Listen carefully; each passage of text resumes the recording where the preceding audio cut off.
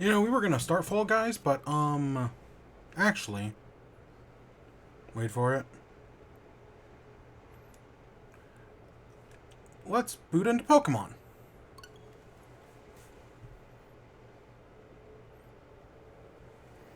Yeah, I didn't even think about that.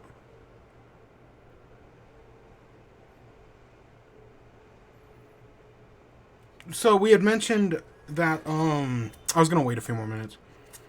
But, right, we're doing Pokemon, and we have Obstagoon that can only be evolved at night. So, we should go evolve Obstagoon? It is night, right? I guess we'll find out the hard way. Pokemon... Oh, good, we have Diabolo. Yeah. Hey, Copper. We might have to go to the wild area. It shouldn't be that big of a deal. I completely forgot we had to do this. It might be night? I really cannot tell. I think we need to get Diabolo some levels first. Honestly, this game is really confusing. Yeah, okay, we can just Night Slash it. I'm actually way stronger than it. Oh, okay, maybe we can't.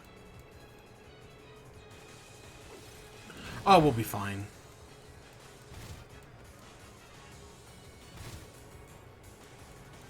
Yeah. Let's look up. Oh my gosh. Yeah, I completely forgot we had to do this in Pokemon. It'll be fine.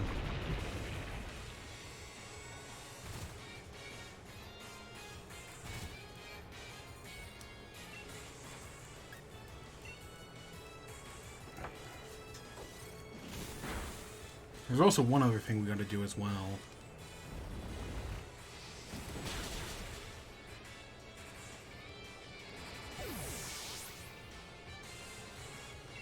Okay, let's maybe, assuming this isn't it, let's maybe head... Yeah, let's just keep going. Bulltown. Oh, I don't have... I need to get an Earthquake, not HM, TR. It's a TR now.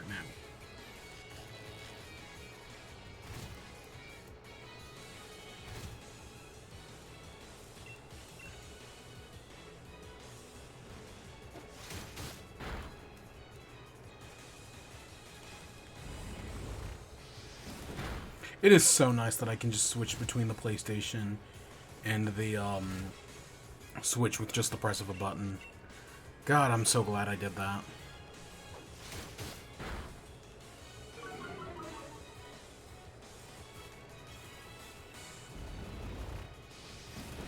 Okay, there's the Bolt. Okay, let's see if the Obstagoon evolves or if we have to level it up in the wild area.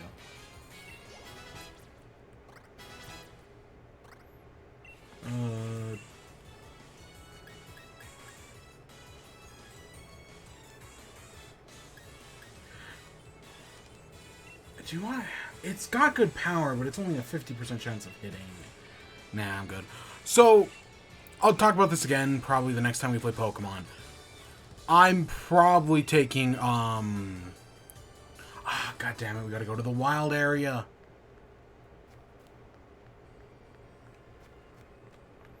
Actually, it's just gonna be faster to, do that.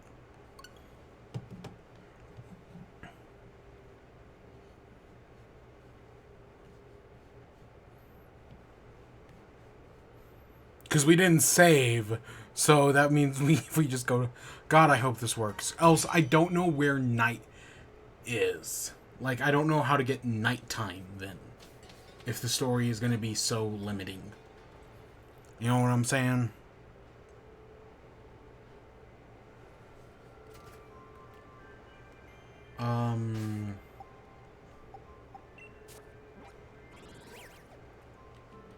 Let's head over to the wild area. Because, yeah, I said I was going to... Because I didn't do this off stream. I said I was going to do it on stream.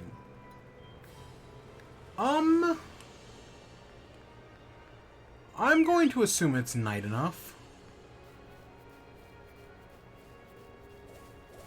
Oh, boom. Some psychic types we can kill. Be nice if we can find a Gotharita, but I'm not even gonna look. I mean, I should. I just don't remember where Gotharita is. I can pull up Cerebi.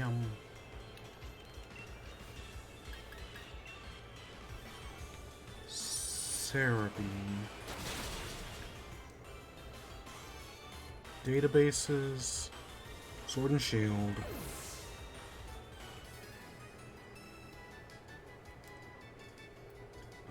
Alphabetical, G,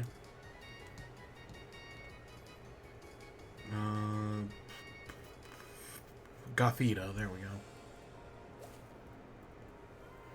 Gothita is sword at the Giant's Cape.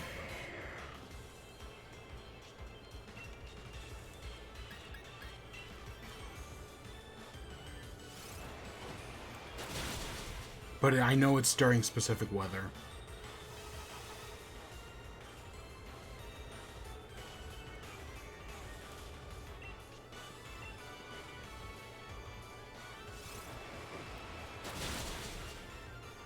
What's the weather I'm looking for?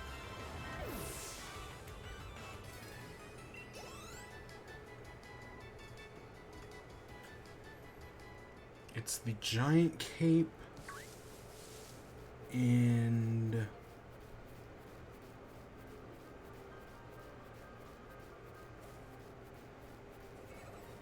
oh, come on.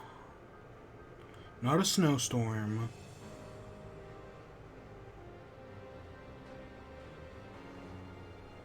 Gosh, these lists are freaking massive, man.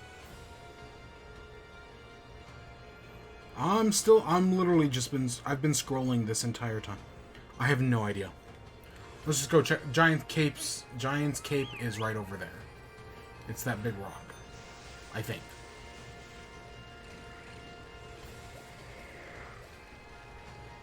Snow. Ooh. This might... Oh, you know who I bet I can find in this snow? Ralu. I think Ralu is in the Giant's Cape during snow, if I remember correctly. It's kind of been a while since I last played this game.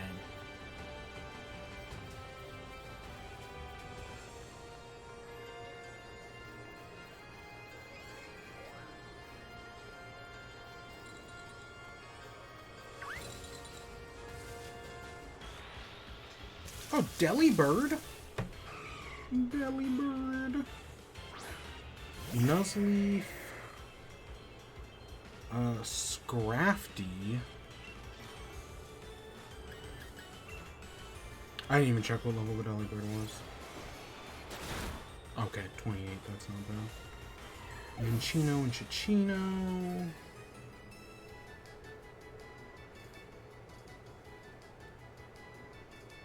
Oh, we're so close. In the overworld while snowing...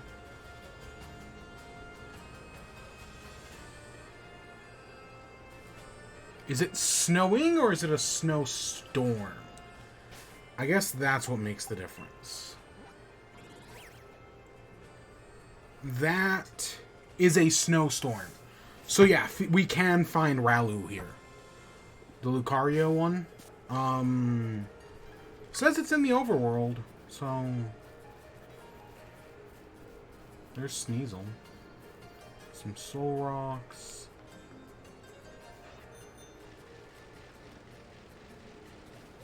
It's a very low spawn rate, though. 5%.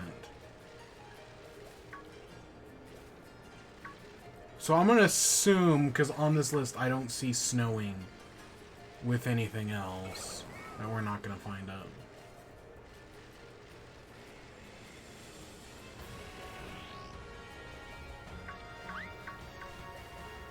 Yeah, we can kill a Choodle.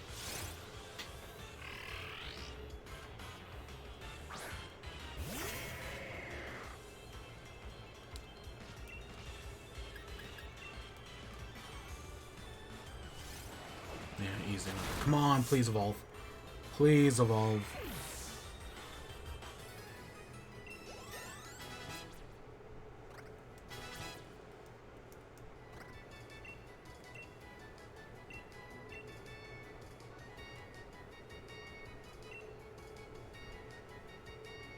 Yes! Yes, we have Obstagoon now. Oh, that's going to be such a huge help.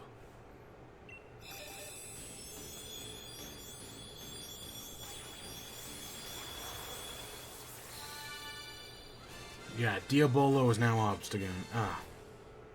That, we could have done that, like, it took us, like, 10 level. It could have evolved at 35. Obstruct. Yeah, sure. Let's see what Obstruct does.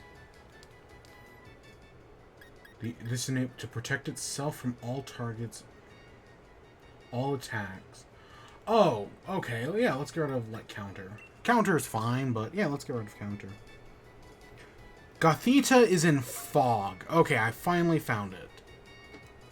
And we don't have Fog here, so yeah.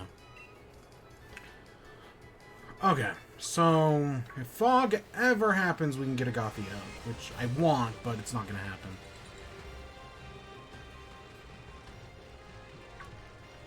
So yeah, next time we play Pokemon, you know, we've got Obstagoon. I'm going to replace Cubfu with something. I don't know, because I found out Cubfu only evolves at level 70. Which is like, I thought it was 50, but it's 70. And yeah, no. So I'm probably going to replace it with something else. We do have a bike now. Huh. But yeah, so, yeah, I'll figure that out next time we play.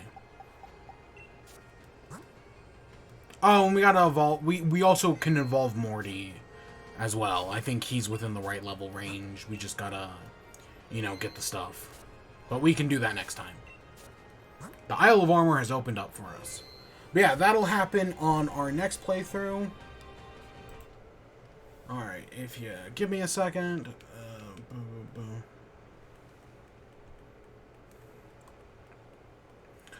I gotta switch it back.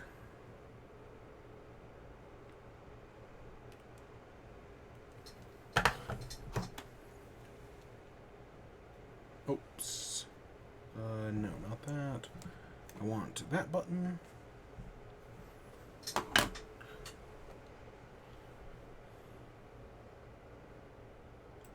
Alright, there we go. We're back in Fall Guys on PS5.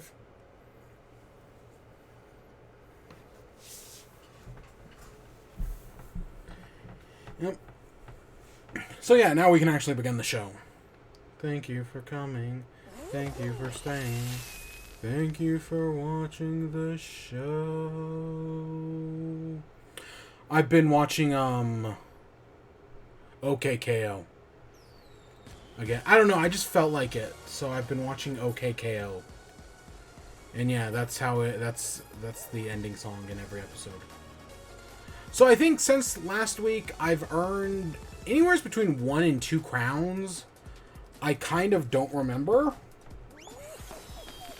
I know I've earned some stuff, right? Like, I've been actually doing stuff. Oh, I forgot that was on. Oh my gosh, that... it's freaking 100 degrees here. Oh my god, it's so fucking hot. So yeah, I keep a fan on, you know, 24 hours a day.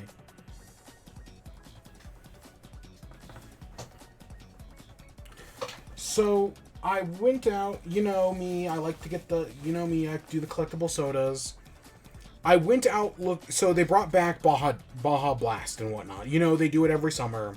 But they brought back the other 2 flavors of Baja Blast. I swear it was called something other than Gold. This year I bought a can and it was called Gold.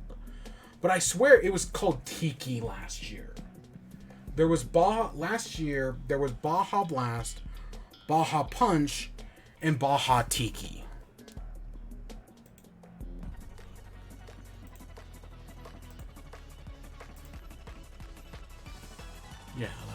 For some reason, the PS4 is darker on the capture than it is on the screen. The Switch is fine. It's the the PS5, I mean. It looks darker. I have to brighten it up. It's weird. But yeah, so yeah, there's 3 Baja Blast. There's Baja Blast, Baja Punch, and Baja, I swear it was called Tiki. I can actually go check, but I swear it was called Tiki. But this year it's called Gold.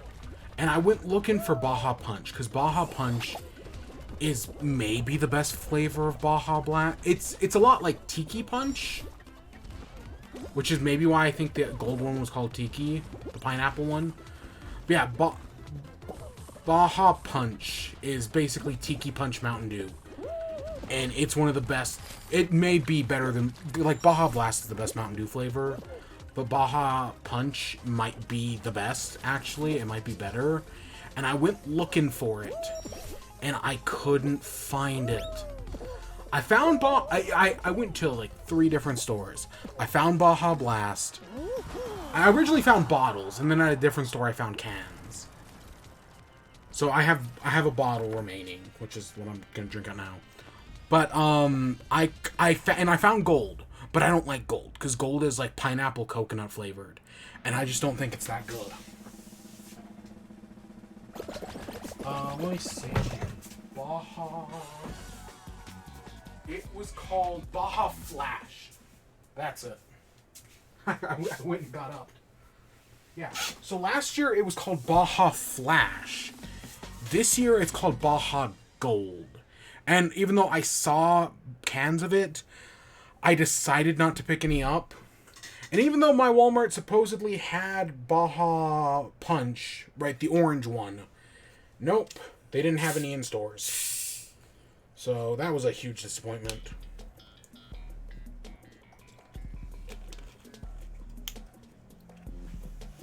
But Baja Blast is pretty good. I've been drinking bottles because it's what I bought. Because, yeah, or at least, yeah. Let's just put it like that. But yeah, so that's back right now. So if you can go find Baja Punch, get it. It's really good. Trust me.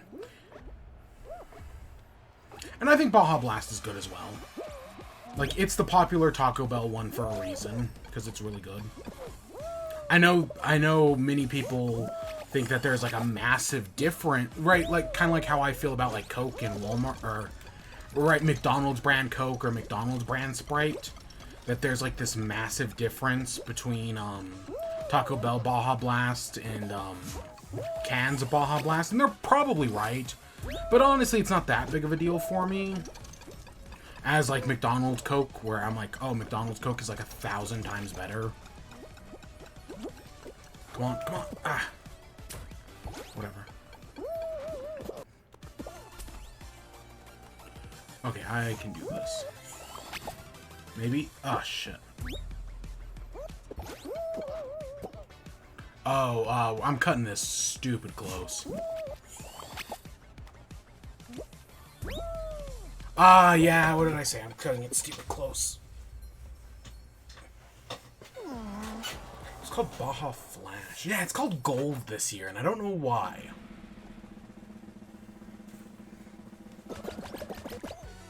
Oh, we only dove 9 times. Yeah, I've gotten like a crown or two, because I've been playing every day to, you know, check out the new costumes and whatnot, because that new season starts in just a few days. I don't remember if it's the 22nd or the 21st. Tomorrow's the 19th, Juneteenth. Tomorrow's also Father's Day. So, yep, keep both those things in mind. But yeah, I think it's I think it's Tuesday. It launches on Switch, it launches on Xbox. It technically doesn't matter if it's part of Game Pass. Oh, but I do have that story. You know, so, oh, I forgot. The other thing I wanted to do in Pokemon is they're giving away a shiny Clefairy. Ah, shit. I had pulled it up because I had the code pulled up, and then I went looking for the Gothita thing, and I completely forgot. Ah, shit. Yeah, they're giving away a shiny Clefairy right now. You go to Cerebi, you can find the code there.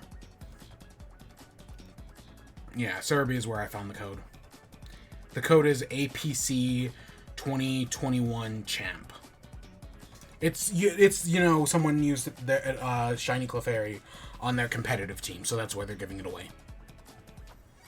And they're only giving it away for like 24 hours. So yeah, it's very limited time. Maybe it might be 48, but still.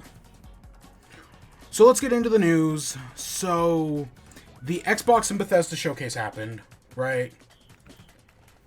And this is technically, it's not the last showcase of Summer Games Fest, as I think the PC Game Show did actually happen this year. I've never watched the PC Game Show. Nah, I heard it wasn't the worst thing ever this year, but it's the PC Game Show. I mean, like, come on. Right. But, the Xbox Bethesda showcase happened. When I saw it, I liked it. You know, I wasn't, like, blown away by it, but I liked it. Now, looking at it, you know, basically a week later, having, like, sat on it and looked back at all the announcements, I still think it's pretty good. I still think the Bethesda showcase is really good. And the Xbox in Bethesda showcase. And I think what helps it being so good is the fact that there are so many, is that everything in the showcase, first of all, it comes out in the next 12 months. And on Twitter, they did reiterate, because people were like, oh, you showed it off. But, like, is Silksong really going to come out in the next 12 months? And Xbox just replied with, we wouldn't have showed it if we weren't sure. So, yeah, they're committing to this whole next 12 months things. That's good. Because one of the problems that a lot of other showcases have... Oh my gosh. Is that, I've never seen someone jump the barrier like that. That's neat. One of the problems a lot of these other showcases have is that there's these long, like, oh, we're gonna Metroid Prime 4. Technically Starfield. Right? Oh, we're gonna Elder Scrolls 6. We're gonna announce these things years before they're ready. And then you're not gonna find out anything. Right? Like, that's one of the big things. Is like, oh, they announce things too early. So I definitely feel it's in Xbox, especially with Game Pass being like a service, that recently people have been like, oh, I'm unsubscribing from Game Pass just because there really isn't anything interesting coming to it in like the near future. Or, right, there isn't anything on it right now, which, again, I and many other people say play more indie games. Because I'm still getting joy out of Game Pass, and I just play a lot of indie games. Even though I still need to play Tunic. I know I'm the worst. But I really do think by saying, hey, everything in here is the next 12 months, really does show that, like, hey, Game Pass is a great deal. Because every game shown in that showcase is on Game Pass. Plus, like, a bunch of other stuff as well. So afterward, at the end of the showcase, they put up this graphic. Let me pull it up real quick. They put up this graphic, which has, 50 games on it? Just doing quick not maths. 50 games, all coming to Xbox Game Pass. And some of them they didn't even talk about in the showcase. Slime Rancher, Party Animals, Somerville. Right, those were games they didn't even talk about in the showcase. But they're all coming to Game Pass in the next 12 months. Yeah, no, that's a big deal. Actually, is Silksong on that? Maybe it's covered up.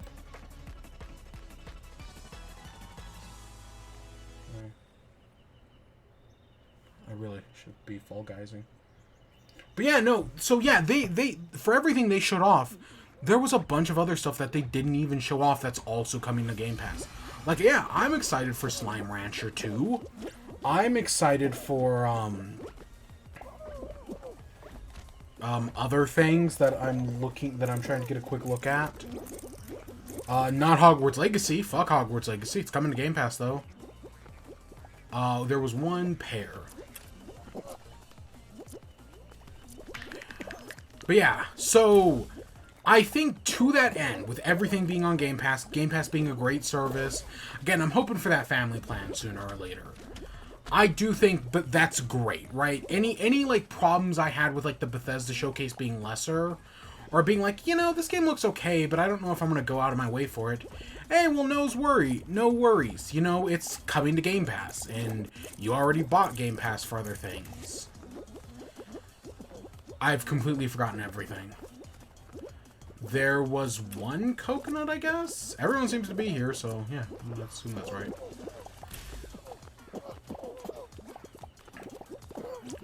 But yeah, so I'm very positive. I do definitely think it had problems. I know Microsoft is buying Activision Blizzard. So as a result, we got, right, they did a big section for Overwatch 2. As a result, they did a big section on Diablo 4. And I know some people are excited for those games. I know some people are so craving Diablo content that they're playing Diablo Immortal, which is one of the most scummy mobile games ever created. Like, seriously. Someone spent, like, $10,000 in the game and did not get, like, a single 5-star crystal.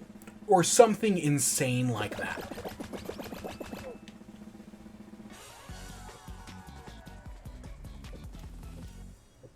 Like, that might be the worst odds I have ever seen.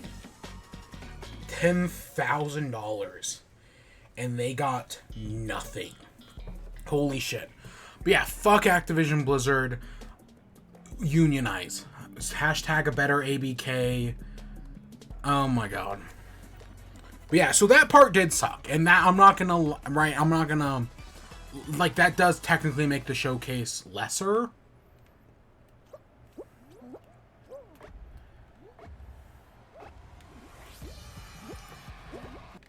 But crap. Other than that, I think the rest of the showcase was pretty solid. I didn't care about everything, right? Like, I definitely cared more about stuff than some of the stuff shown off in Jeff Keighley's Summer Games Fest, right? Like, whereas Jeff Keighley's Summer Games Fest had, like, these large sections of just shit nobody cared about, right? Or at least I did. I mean, and I think that goes for everybody. Like, no matter who you were, there was at least one point in Jeff Keighley's Summer Games Fest where you probably did not give a single shit what was happening. Because, yeah, it was kind of boring. But Microsoft, it also, I think, was Microsoft show, it was like an hour and a half. But they spent the last, like, 20 minutes just talking about, Starfield. So, it definitely ends. So, I know, right, like, there was another report that came out about Bethesda's, like, conditions while making Fallout 76, and how abusive they were to their staff, and it's a fucking mess. You know, the game industry is fucking rotten to the core. I'll reiterate that again, you know. Everything sucks.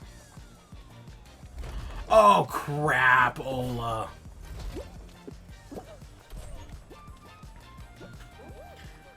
God damn it, I don't think we're making it through this.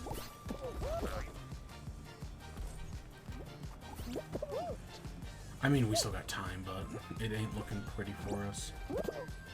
We ain't sitting pretty. Yeah. So yeah, I guess let's just go through. I wrote down a few announcements that, you know, I gave a shit about. This isn't every important announcement. This definitely isn't every announcement. These are just the announcements I cared about. So, at the start, the show starts off extremely strong with 3 fantastic announcements. First off is Redfall.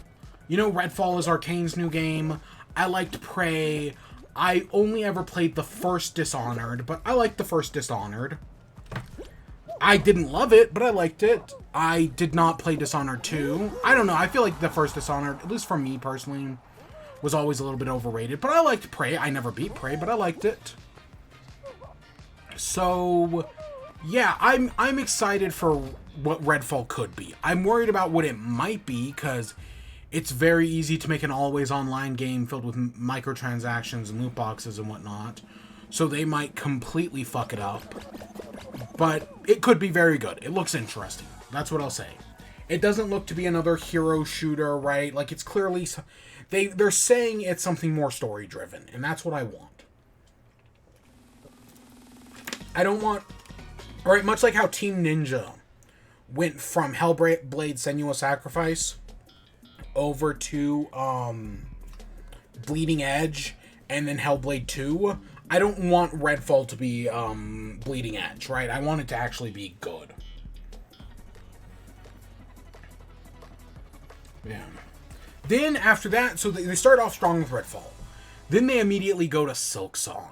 Silksong is one of the most anticipated games ever, maybe? Like, seriously, the way people talk about Silksong, it definitely can be. You can definitely fool someone into thinking it is one of the most anticipated games ever. Because every time there's a Nintendo Indie Showcase, what's everyone talking about? Oh, when are we going to see Silksong? Oh, where's Silksong? Nintendo? Come on, Nintendo, show us Silksong. And Xbox, of all companies, got Silksong. So, yeah. I guess things are turning out Xbox. Who knew? But it honestly really did actually kind of surprise me that like, I had expected it at Summer Games Fest. Because Team Cherry did give an interview after the most recent Nintendo Indie World Showcase back in May, where they did say that Silksong news was going to be coming soon.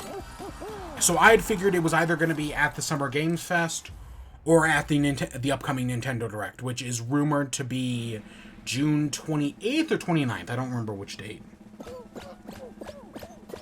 I think it's rumored to be the 28th, if I remember correctly. I don't know, usually Nintendo Directs are on a Thursday, which is the 30th, but E3 Nintendo Directs are always on a Tuesday, so, yeah. But either way, Silksong looks fantastic. You know, it looks like another great game.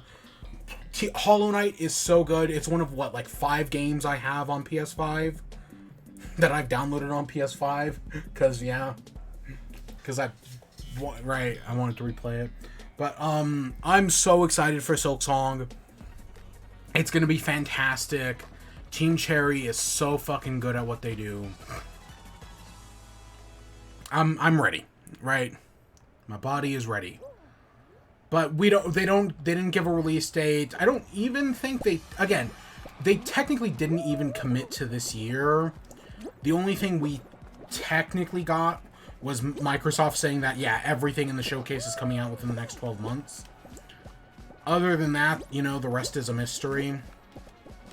But Silksong looks amazing. I'm super excited for it. Because, yeah, it's freaking more Hollow Knight, and Hollow Knight's fantastic. There's so many indie games I've been wanting to replay. Hollow Knight, well, kind of. Honestly, Hollow Knight's probably more on the back burner. No, the big one has been, I've been thinking about Shovel Knight again recently. And, of course, Sayonara Wild Hearts. And I still gotta do the Bugsnax DLC. There's a lot of good indie games out there.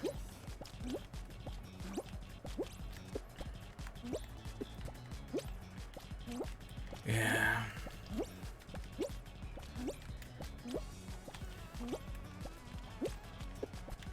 But yeah, after that, we got High on Life, which is the new game by Squanch Games, which is Justin Roiland, right, creator of Rick and Morty's game studio. And it also looks very good. We were doing so well there. We had so much time on the upper levels, and then I just botched it all. And now these dweebs are gonna ruin it.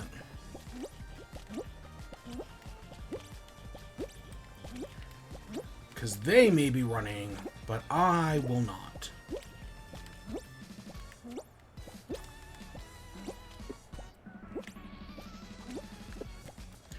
Because I know how to conserve resources.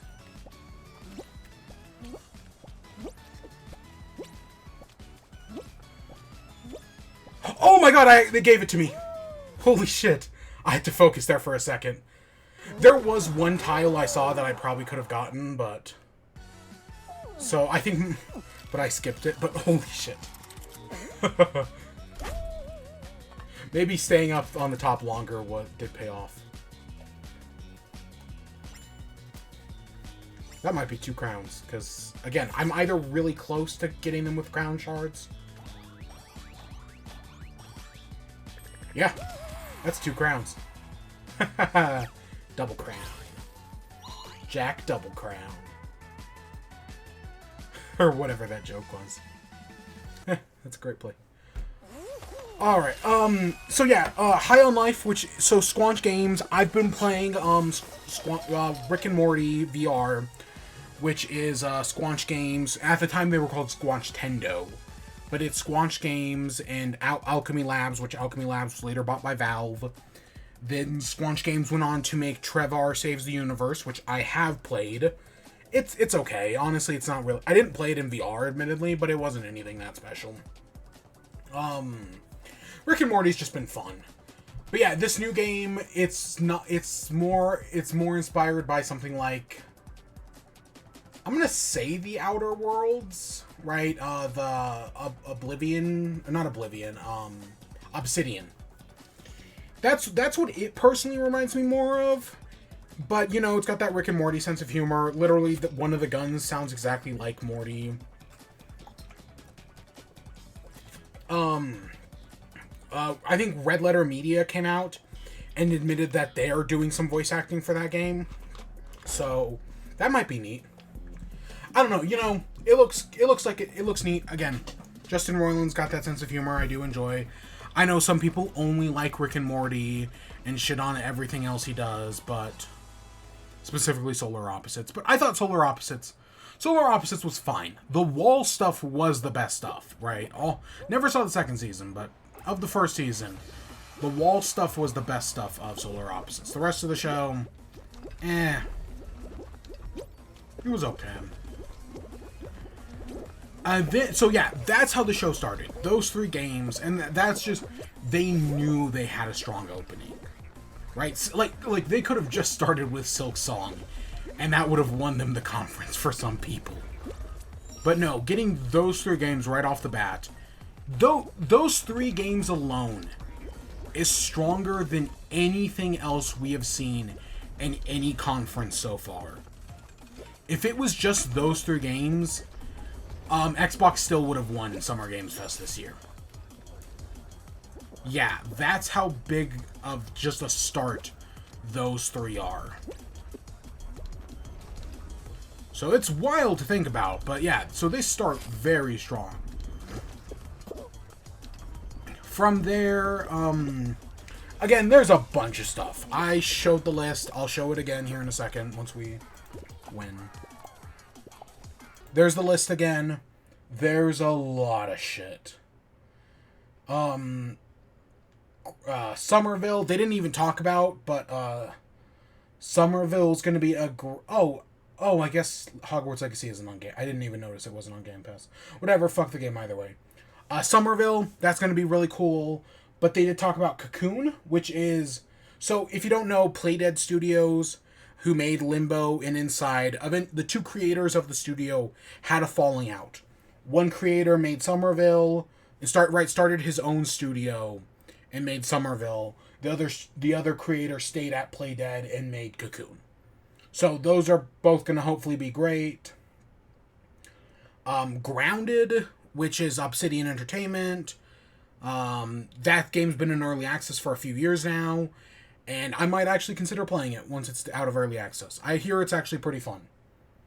Fallout 76 it's getting Pittsburgh. I don't really care. Fuck Overwatch 2. Let's see. Oh, Microsoft Flight. I'm looking for some miscellaneous stuff here that I don't have written down. Microsoft Flight Simulator is getting a new edition in November, the 40th anniversary, and it's getting some DLC. All the Epic Games stuff, right? They're doing a bunch of crossovers with Epic Games.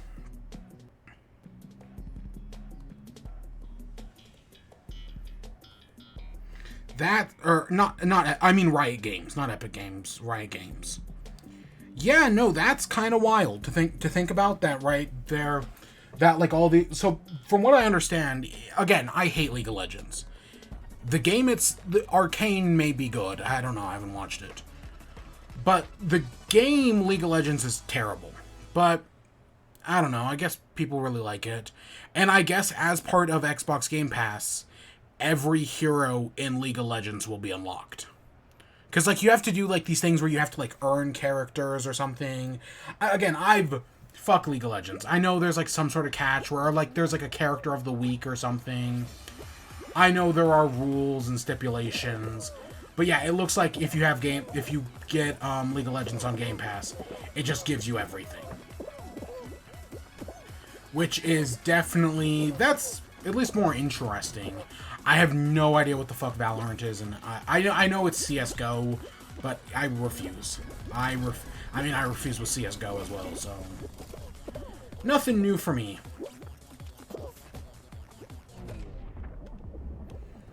But yeah, anything else on that list? Nothing I see off the top of my head. Next up, Minecraft Legends. So, right, immediately following the announcement of Minecraft Legends, a lot of people were making jokes about how this is Minecraft 2. Because there used to be this running meme about Minecraft. Oh, if Minecraft's so good, why isn't there a Minecraft 2, right? And yeah, so we're finally getting Minecraft 2, which it's called Minecraft Legends. It's a strategy game? Or that's how they're describing it, as a strategy game. Personally, from the snippets of gameplay we got, it reminds me of Dragon Quest Builders. It may not end up like Dragon Quest Builders, but I like the idea of Minecraft Dragon Quest Builders. Or Minecraft... the other thing that would be interesting is Minecraft Satisfactory, or Factorio, or... again, Factorio is complicated, but the idea of Minecraft Satisfactory sounds very interesting, right? Where it's got all this automation, and, you know, you're building these bases to defend... you defend against monsters in Factorio, right?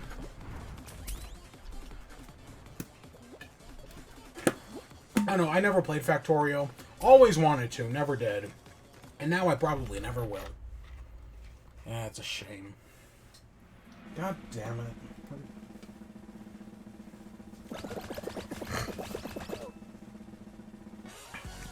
But yeah, no, I think Minecraft Legends might be good, it might not, but I hope it is. I want it to be good. Right? Like, I don't want it to just be Minecraft Dungeons was Baby's first Diablo, and I know that left a lot of people unsatisfied, but... Next up, Saints Row. I think Saints Row is sticking to its August release date. I firmly expected it to get delayed. But they announced the character creator, which I have not messed around with. I don't think Saints Row is part of Game Pass, so I probably... like, if it was, I'd definitely play it. Again, I played Saints Rows 3 and 4.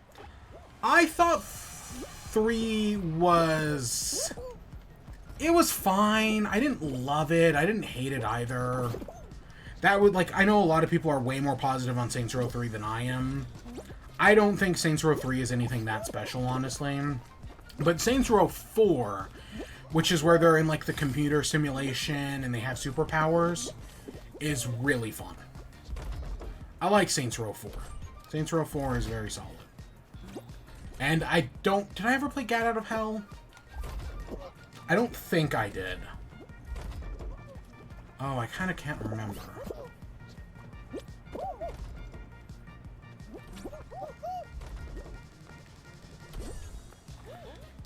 I don't think I did. Now, the more I think about it, yeah, I don't think I did.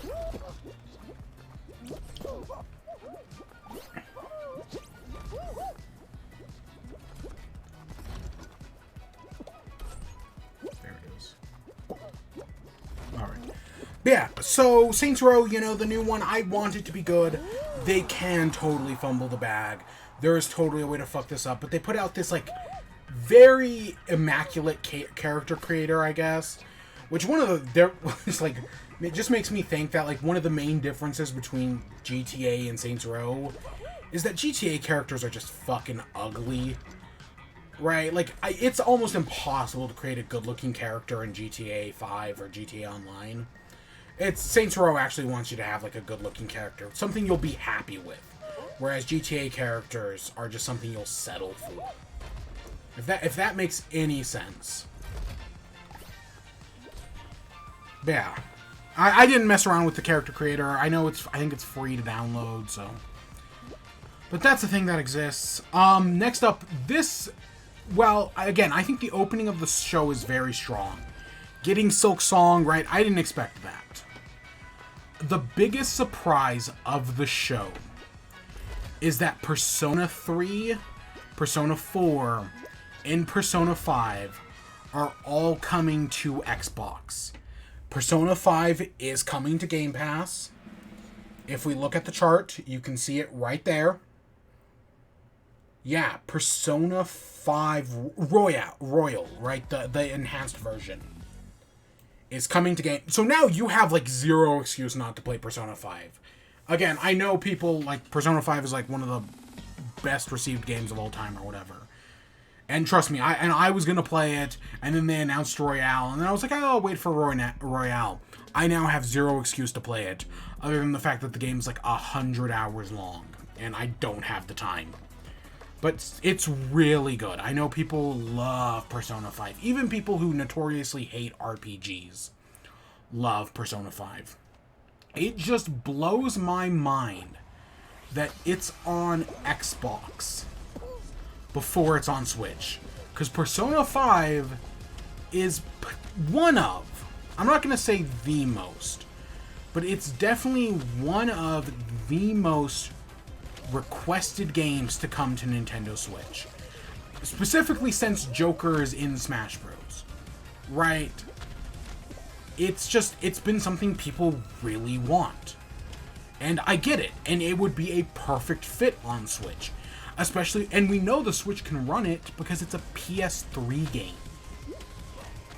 A lot of people forget that. Yeah, Persona 5 came out on both PS3 and PS4 at the same time. And the Switch can totally run PS3 games. It's about on par with the standard PS4. About. There's a little bit of an asterisk there, but yeah. The original, like, 2013 model of the PS4, not the newer one. That came out in, what, like, 2017, 2018? Gosh. It's something like that. But yeah, so this is getting all three. Now, I know some people have asked, like, oh, why are they getting... Is it Persona 3 portable? And I saw someone explain that it's because the code of the console edition of Persona 3 is a fucking nightmare. Like, it's... Because it was on PS3. Or whatever it was on. PS3, PS2. Is it Persona? It's Persona 3 portable, right? I kind of... Yeah, it's Persona 3 portable. I guess, yeah, the code of Persona 3 portable is just a mess. Or not the non-portable version. I think it's Persona 3F, if I remember correctly. It's just a nightmare. So that's why they're doing the portable version. Somebody did explain that at some point. But yeah, they're getting Persona 4 Golden, just all around. And again, I know people who had Vitas specifically for Persona 4 Golden, if I remember correctly. So that's like a huge thing as well. It just blows my mind that it's coming to Xbox before Switch. Now, if it was coming to... So during the show, they announced it's coming to Xbox, and then later on, if they had announced it was coming to Switch, I would be like, oh, okay, that makes sense. But no. They have announced it's coming to Steam, but they have not said anything about it coming to Switch so far. So, at the moment, we don't know.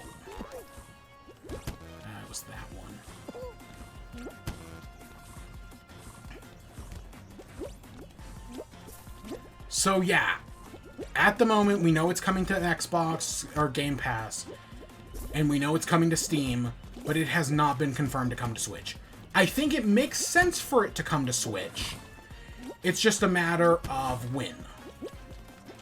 You know, when does it come to Switch?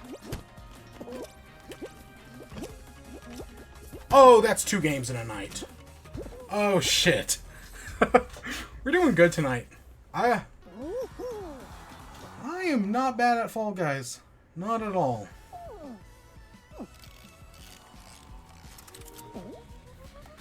But yeah, so that's just mind-blowing. This whole thing with Persona 5, I think it'll come to Switch eventually. If it's coming to Xbox, it will come to Switch. It just might take another year, you know? It might be another year, but I do think it's going to happen. I do. It's just not right now. Let's move. So we're playing Fall Guys. So during the Xbox showcase, and during the Summer Games Fest, there was a trailer for Fall Guys being like, hey, guess what? Fall Guys Free For All comes in a few weeks. Okay, whatever. They didn't announce anything new.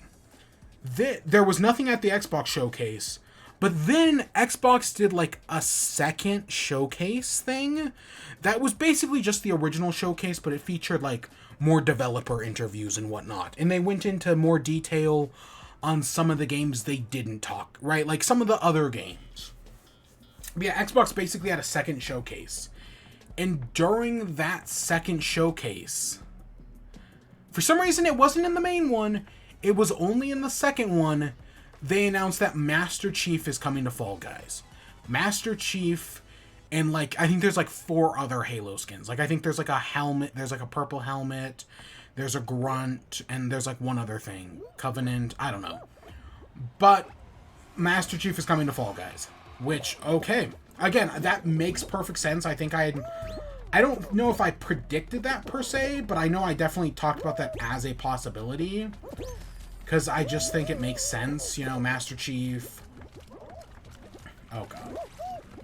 Yeah, I just think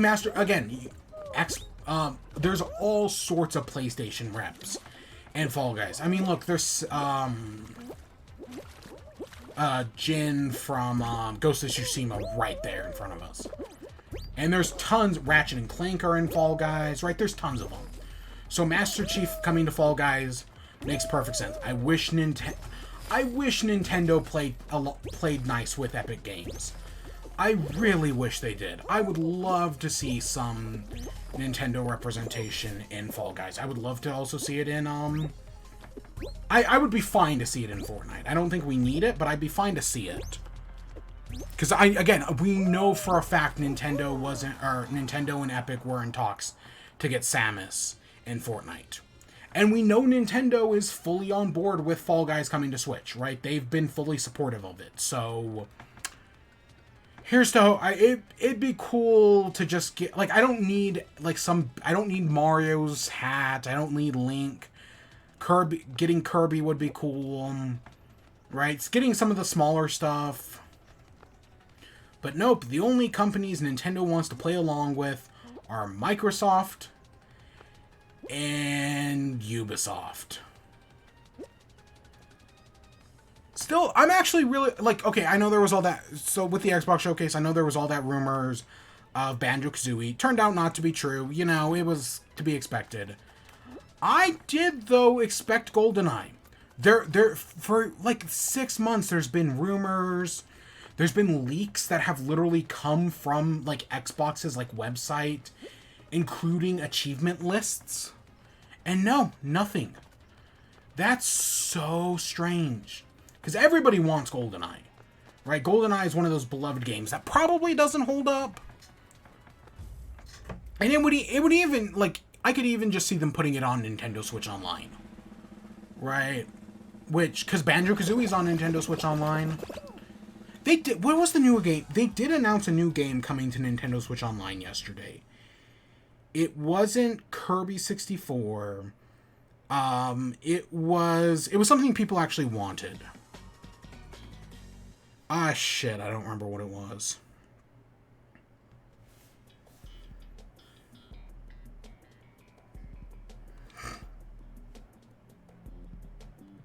It was...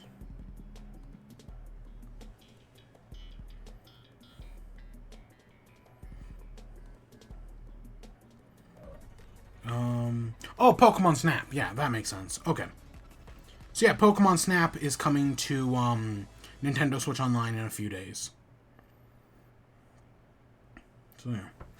But yeah, so that leads us to the last announcement of the Xbox Showcase. They spent the last like 20-25 minutes talking about Starfield. Starfield is the one, right? It's the next big Bethesda game.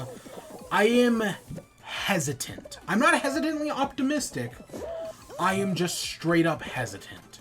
Because this could be good, this could be a lot of fun, but this could also be a fucking nightmare. Again, Bethesda is again, just to put this into perspective, a lot of people trusted CD Projekt Red, and yet Cyberpunk 2077 was a fucking buggy nightmare. Nobody trusts Bethesda, and this is their most ambitious game yet. What's the difference? Again, I do think at launch this is going to be a buggy, broken game. Hopefully it's a fun, buggy, broken game, which is how I would describe Skyrim and Fallout 4. They were fun. Oh wow, actually, that's like the second time I've ever made that jump. Yeah, Fallout 4 and Skyrim are notoriously buggy and broken.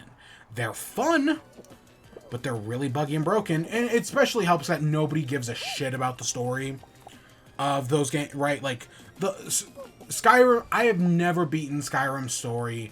I have never felt inclined to beat Skyrim's story. Fallout 76 is a little different. Like, I definitely do feel inclined to do it, but if you do, the game kind of has a plot hole Grand Canyon in it, so it kind of fucking explodes in on itself at some point. I can tell you the exact moment it does. It's when you arrive at the Institute. And we will be talking about Fallout 4 later tonight during WIBE. Spoiler alert. But yeah, Starfield, it looks a lot like No Man's Sky. I've seen a lot of people arguing either for or against that sentiment. That, oh, comparing it to No Man's Sky is a bad thing because... Didn't we just do... No, we did a different level. Right, I've seen some people say that, oh, comparing it to No Man's Sky is a bad thing because No Man's Sky is like an open world sort of sandbox game about like base building, whereas Starfield is an RPG. Did you play Fallout 4? Fallout 4 is only tentatively an RPG. Like, yes, it is definitely one, but it's also kind of... It only does RPG things because it's what people want. Fallout 4 has a lot of base building stuff in it. Trust me, I've been messing around with it recently. Skyrim also, right? I know in Skyrim, in one of the DLCs, Heartstone? It wasn't called Heartstone. In one of the Skyrim DLCs, you can build a house, right? So yeah, they definitely do mess around with this. But I definitely do think this game is gonna be a lot more... Like, some people don't want to compare it to No Man's Sky at all. I feel like No Man's Sky is a very apt comparison. Because I definitely do feel like Bethesda's going to take a lot of influence from that. But, again, No Man's Sky technically isn't an insult anymore. I mean, yes, it is very easy to compare what this game is probably going to be at launch compared to what No Man's Sky is at launch. But, again, Bethesda is kind of infamous for making buggy, broken games at launch. I don't see why this Starfield should be an exception to that. And yes, and technically games like Fallout 4 are still kind of buggy and broken to this day. Years later. So yeah, it is very complicated, but no. And again, Bethesda, while making Fallout 76, did abuse their employees. And there is no theoretical reason to think they aren't... Oh my god, that guy grabbed me at the last second. There is no theoretical reason to think they aren't abusing their employees on this new game. Okay, we're about to fail this. Yeah, there we go. We failed. Yeah. But yeah, I have no reason to think this isn't going to be a buggy, broken game. The next Cyberpunk? Yeah, probably. But to be fair, Cyberpunk was the next Fallout 76. Fallout 76 was the next Fallout 4. Fallout 4 was the next Witcher 3. And Witcher 3 was the next Skyrim. That's just kind of how these things go. But yeah, and they're being like, oh, this is the largest Bethesda game ever. 100 solar systems to explore, hundreds of planets.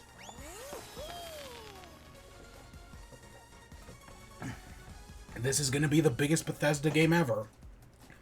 But at what cost? At what cost? Now, there's one good thing I do want to talk about. So, one of the limitations of Fallout 4 is that you're the player protagonist. But as the player, you play as the sole survivor. But the sole survivor had a voice actor, right? And you could be male or female. So basically, they had to record every dialogue option at least twice, right? For both a male and a female character. That's probably at least 10,000 lines. In an interview, Bethesda did come out and say that Starfield is a first-person game and the protagonist will not have a voice. And, in other games that Fallout... I don't know if Fallout 4 or Fallout 3 does. Fallout New Vegas does not have a voice protagonist. The Outer Worlds doesn't have a voice protagonist. And I feel like if you don't have a voice protagonist, that's all the better. Now, if you're telling like a story-driven game where you don't have choice, do a voice protagonist. It doesn't matter. But in games like in RPGs, no, voice protagonist just adds so much more that really isn't needed. So I actually do think it is a good thing that the player character in Starfield will not be voice acted. I'm sure like every NPC will be, and that's probably fine, but because it's what's expected of them. But no, I definitely feel like making sure the player protagonist doesn't have a voice. Oh my god, I got kicked off of that. That's the right move. Because yeah, especially after seeing like everything I have of Fallout New Vegas over the years, and having played at least some of the Outer Worlds, not voice acting your protagonist is the right way to do. It definitely makes the game... It allows you to be more creative with the choice. Of course, if you actually play Fallout 4, then you know that your choices don't actually matter. They give you all these voice acting options to basically just say yes or no. You can say a slightly sarcastic yes, but it's still either yes, no, or yes, but give me more money. Right? Like, maybe they shouldn't have been Again, this is what I talk about Fallout 4 being tentatively an RPG. Because they don't really have voice acting in the traditional sense. Or because they don't really... are not voice acting, they don't have choice. Right? Like I said, you get yes, sarcastic yes, yes but for more money, and no. That's it. Right? 3 of those options are the same. And then the other thing, so in an interview with Todd Howard, he came out and so this comes from Rebellion on Twitter. He said that Fallout 5 will be the next game after Elder Scrolls 6. So if Starfield is coming out in, let's just say March of next year, I'm going to predict Fallout's, the Elder Scrolls 6 is going to be 2020, either 4 or 25. I think he said that the Elder Scrolls 6 is in pre-production. But if I'm going to guess, I'm going to guess right now it's going to be 2025. So Fallout, and again, the turnaround for Fallout 4, it's actually kind of wild sometimes how they do these things. Because I remember Fallout 4 basically getting announced and then coming out like that November. That doesn't mean they hadn't been working on the game since, Skyrim? But yeah, it's just wild to think about. I don't know, when did Fallout 4 come out? Because Skyrim was 2011. Fallout 4 was what, 2014, 2015? So yeah, I'm definitely predicting the Elder Scrolls 6 is 2025. And then maybe Fallout 5 would be 2 years after that, so 27, maybe 28 even.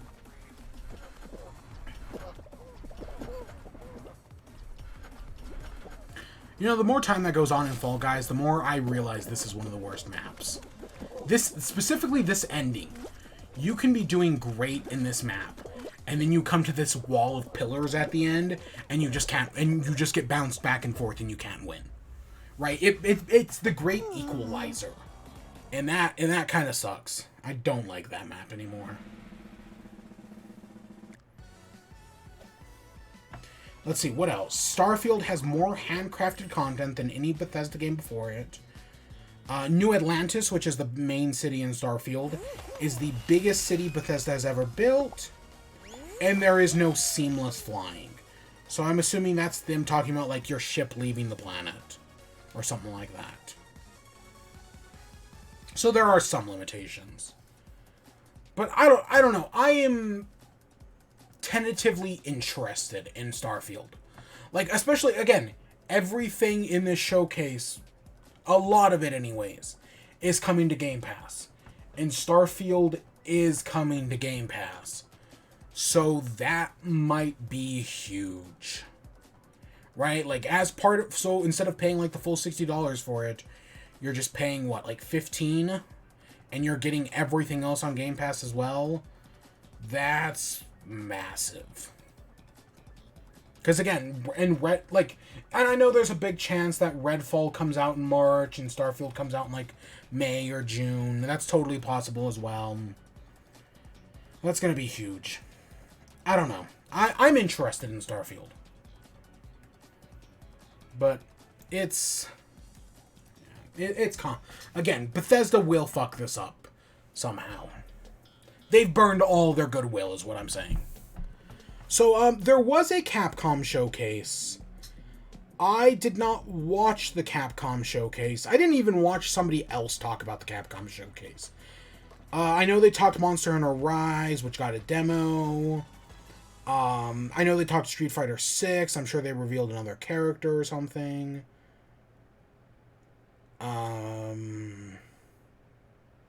Resident Evil Village is getting DLC. I'm literally just reading the notes off of a series of Nebelion tweets. I did not watch the showcase, and I just don't care. Again, I'm sure, right, if you're a fan of Resident Evil Village, it getting DLC and it getting VR is probably really cool. But, I don't care. So yeah, that takes us to... So, Square Enix did a presentation, which I didn't even know Square Enix was doing a presentation until, like, Wario64 tweeted this, like, giant wall of text from Square Enix that basically, to summarize everything that was announced... God damn, it's so close. So, to summarize what was announced, Final Fantasy VII Remake got its, what, like 2 years ago now? 3 years ago? I think it was 2 years ago. Right, that came out. And people have been wondering, like, when's Final Fantasy Remake Part 2? Well, during this Square Enix showcase thing, or whatever, I don't even know what it was called. During it, they announced that Final Fantasy Remake Part 2 will be coming out winter of next year. So, winter of 2023. And it will be called Final Fantasy VII Rebirth. Which, for a second, I was like, wait, wasn't the remake upgrade called Rebirth? It was called Intergrade. I already forgot it was called Intergrade. Like, these names suck. Oh my gosh.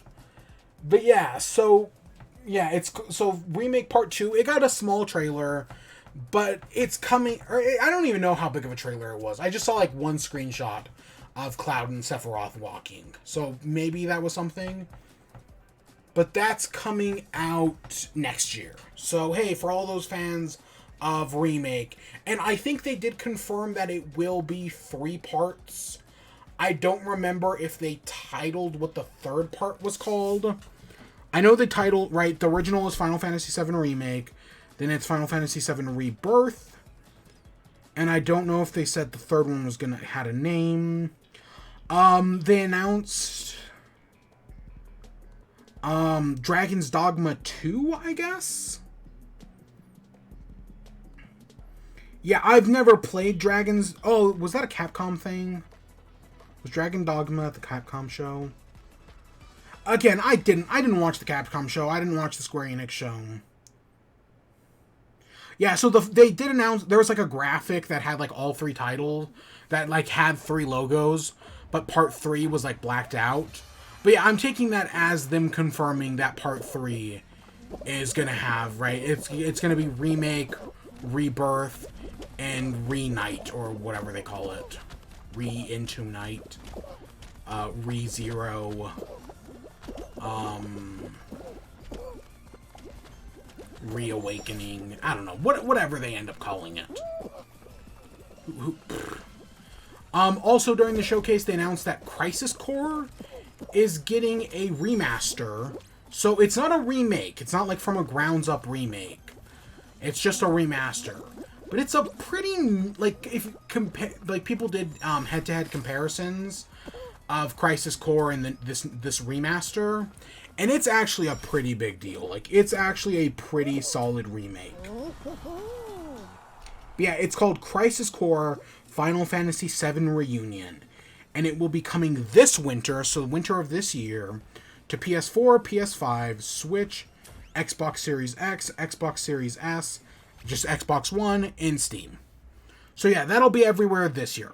I have no idea. Honestly, I don't even know what Crisis Core really is. I just know it got announced. But yeah, so basically, this past like week, if there's no way, the only way you walked out of this Summer Games Fest so far is if you if you hate video games. There is something for everyone, which I guess we'll do the Summer Games Fest wrap up. Because I don't know if the Square Enix thing was part of Summer Games Fest, but I'm going to count it as part of Summer Games Fest. So as a Summer Games Fest wrap up, so we started off with the PlayStation Showcase, then we got Summer Games Fest, then we got Devolver Digital Show, then we got Xbox's show, Capcom's PC Games Festival thing, PC Game Showcase. Then I'm going to say it ends with the Square Enix thing. Yeah, there is something for, again, unless you are a Nintendo fan, unless you're someone who only plays first-party Nintendo games, and or only plays Ubisoft games, you got something here, right? There is something for everybody. But in the process of appealing to everybody, you got some kind of boring showcases. I really did like the Xbox showcase, but it dragged. Summer Games Fest started off really slow and ended really slow. And the announcements in the middle, while some of them looked interesting, technically aren't anything that special. So yeah, I overall kind of, again, I feel like Xbox definitely was, and again, Devolver, as always, has the strongest show. Right? In some ways, right, I liked their showcase this year. It was good. I don't know if it was as good as some of the previous years. Did they maybe need to commit to the bit a little bit more? And just, like, would it have been really funny if they literally just had 30 minutes of Suda51 doing a countdown and then just not showed any games or anything? Would that have been really funny? Yeah, maybe. It probably would have gotten annoying, but it would have been really funny. Or then just showed, like, I don't know. I've seen some people talk about it and joke about it, because it was a Max Headroom reference. I've never seen Max Headroom. Outside of that one clip of the TV channel getting hacked with the guy in the Max Headroom mask, I know nothing. But, the best game of this entire Summer Games Fest came out of the Devolver show. The Plucky Squire, beautiful. But yeah, I think the show just, in the process of trying to appeal to everybody got a little something, but overall, it was kind of underwhelming to everybody, right? There was a little bit for everybody, but that's it. This isn't a great metaphor, but it's like going to one of those, like, Vegas buffets where they're, like, trying to, right, because it's this massive buffet, you've got everything, right? American, Mexican, Asian, they've got They've got a Cold Stone for ice cream.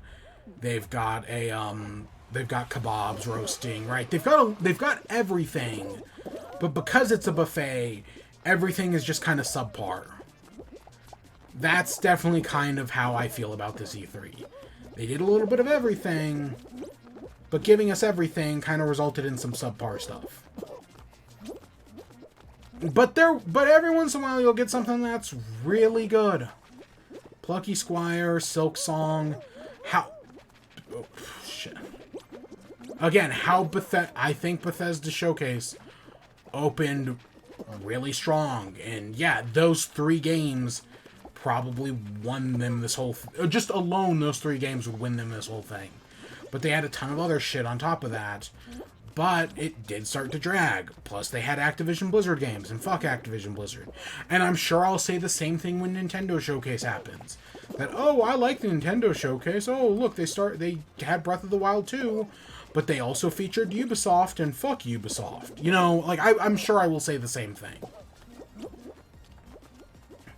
But yeah, I know some people are already calling, like, oh, Summer Games Fest was kind of underwhelming. I guess we should bring back the ESA into E3. The ESA is already planning to bring back E3. Fuck E3. We don't need E3 back. E3 can go die in a fire for all I'm concerned. Fuck them. I hate the ESA. And E3 is cool because it gets you these cool games, but it comes at a terrible price, and it's super fucking expensive. Putting on just a digital showcase is a lot cheaper. And as far as I know, Jeff Keighley isn't charging these companies like $50,000 to be part of the event. As far as I know. Fuck the ESA. Fuck E3. But yeah, I think it was okay. Honestly, I think no matter... I've seen several people come out and say, like, no matter what, you will always hate E3. And yeah, that's true. No matter what, you will always hate it. But like, Ubisoft didn't even do a showcase, so maybe it's not that bad. I just want... If we had gotten a Nintendo... Again, Nintendo... I blame Nintendo for not committing. For wanting to, you know... I know we're going to get something eventually. Right? We're going to get something in like a month, and that'll come in like a month. But Nintendo really should have just committed now and been part of Summer Games Fest. I know Nintendo thinks they can go out and they can... we know for a fact Nintendo can go out and make it on their own. But just because they can doesn't mean I want them to. Alright, I want to see the Nintendo things I like at these showcases. So Nintendo, get your shit together and be at Summer Games Fest next year. Again, they'll be one of like 2 studios to come back and support the ESA, because that's just what Nintendo does. Because they're fucking weird like that. Because they put a lot of money into lobbying. Because that's what Nintendo does. It's a shame.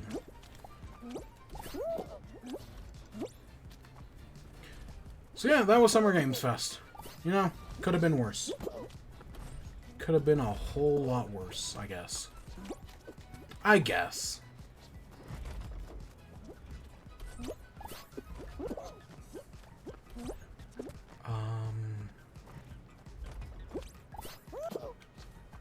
Come on. Oh, boom. Alright, so next up, we have some Pokemon Scarlet and Violet rumors. So this comes from Ka? So this is a summary of leaks. They say leaks. It's not a leak. As Joe Maverick can tell you, there's a leak is like an official document that has come out. This is not a leak. This is a rumor. Right? And like someone came out with like an image claiming that it was a leak. That's not it. This is a rumor. This is not a...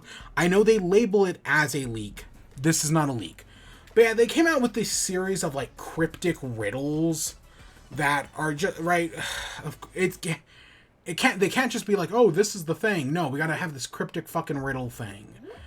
But the main... and I'm gonna read through this entire thing here in a second.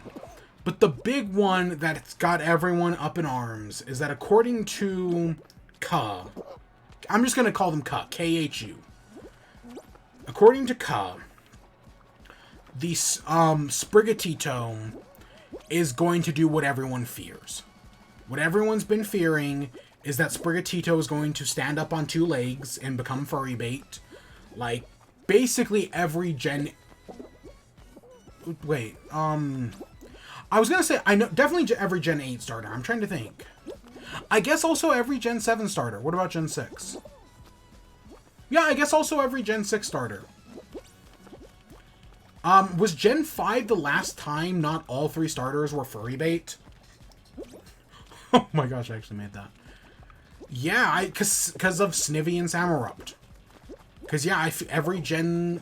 I mean, yes, technically Greninja doesn't stands on 3 legs, but it's still basically furry bait. And definitely... I love Delphox. It's furry bait. And the other one I'm forgetting, Chestnut probably is as well.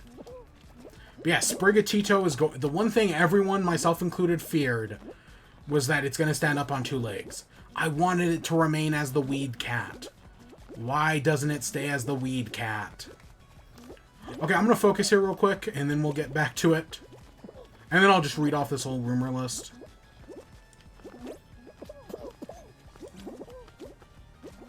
And again, some of these aren't just interpretations. Like, some of these are just like, oh, this is the riddle they gave us, and this is how we interpreted it. But yeah, these are just rumors at the moment. Okay.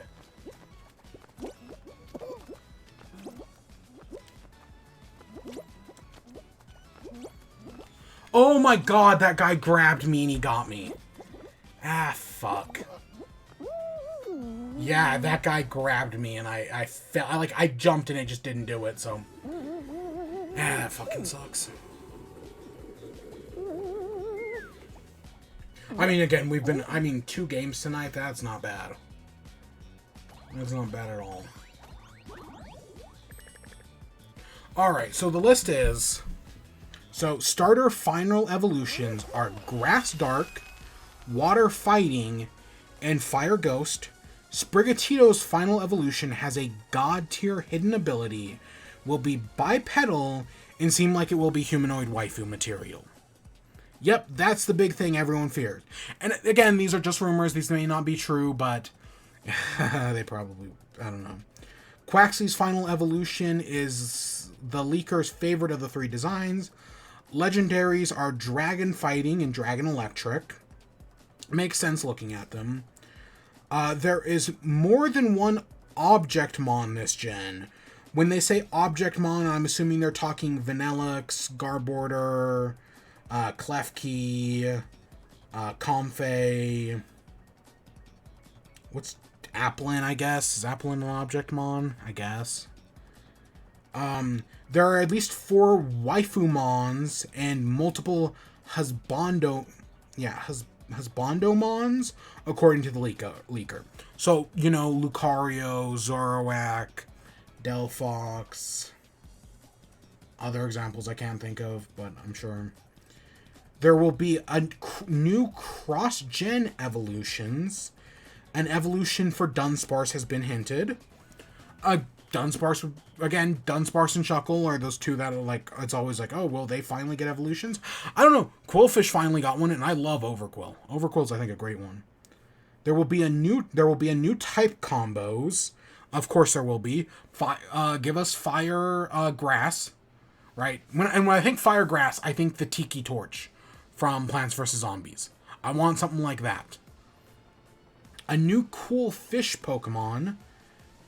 The gimmick is related in some way to 3 types. I mean, technically there have been 3 type there's been Pokemon with moves that allow them to give like another type to a Pokemon. I want to say Hawlucha had one. I know there's one that turns a Pokemon into a ghost type. So yeah, I know shit like that. I don't know, 3 type moves actually doesn't seem like a terrible idea. The gimmick is a new concept of that when referring to Megas. So it might be like Megas, but it gives the Pokemon like a new type. Maybe? That doesn't actually sound terrible. I want them to bring Megas back. Megas was such... Again, even if it's just post-game stuff. Because, I mean, it was post-game stuff in X and Y. Because X and Y did not handle Megas that well.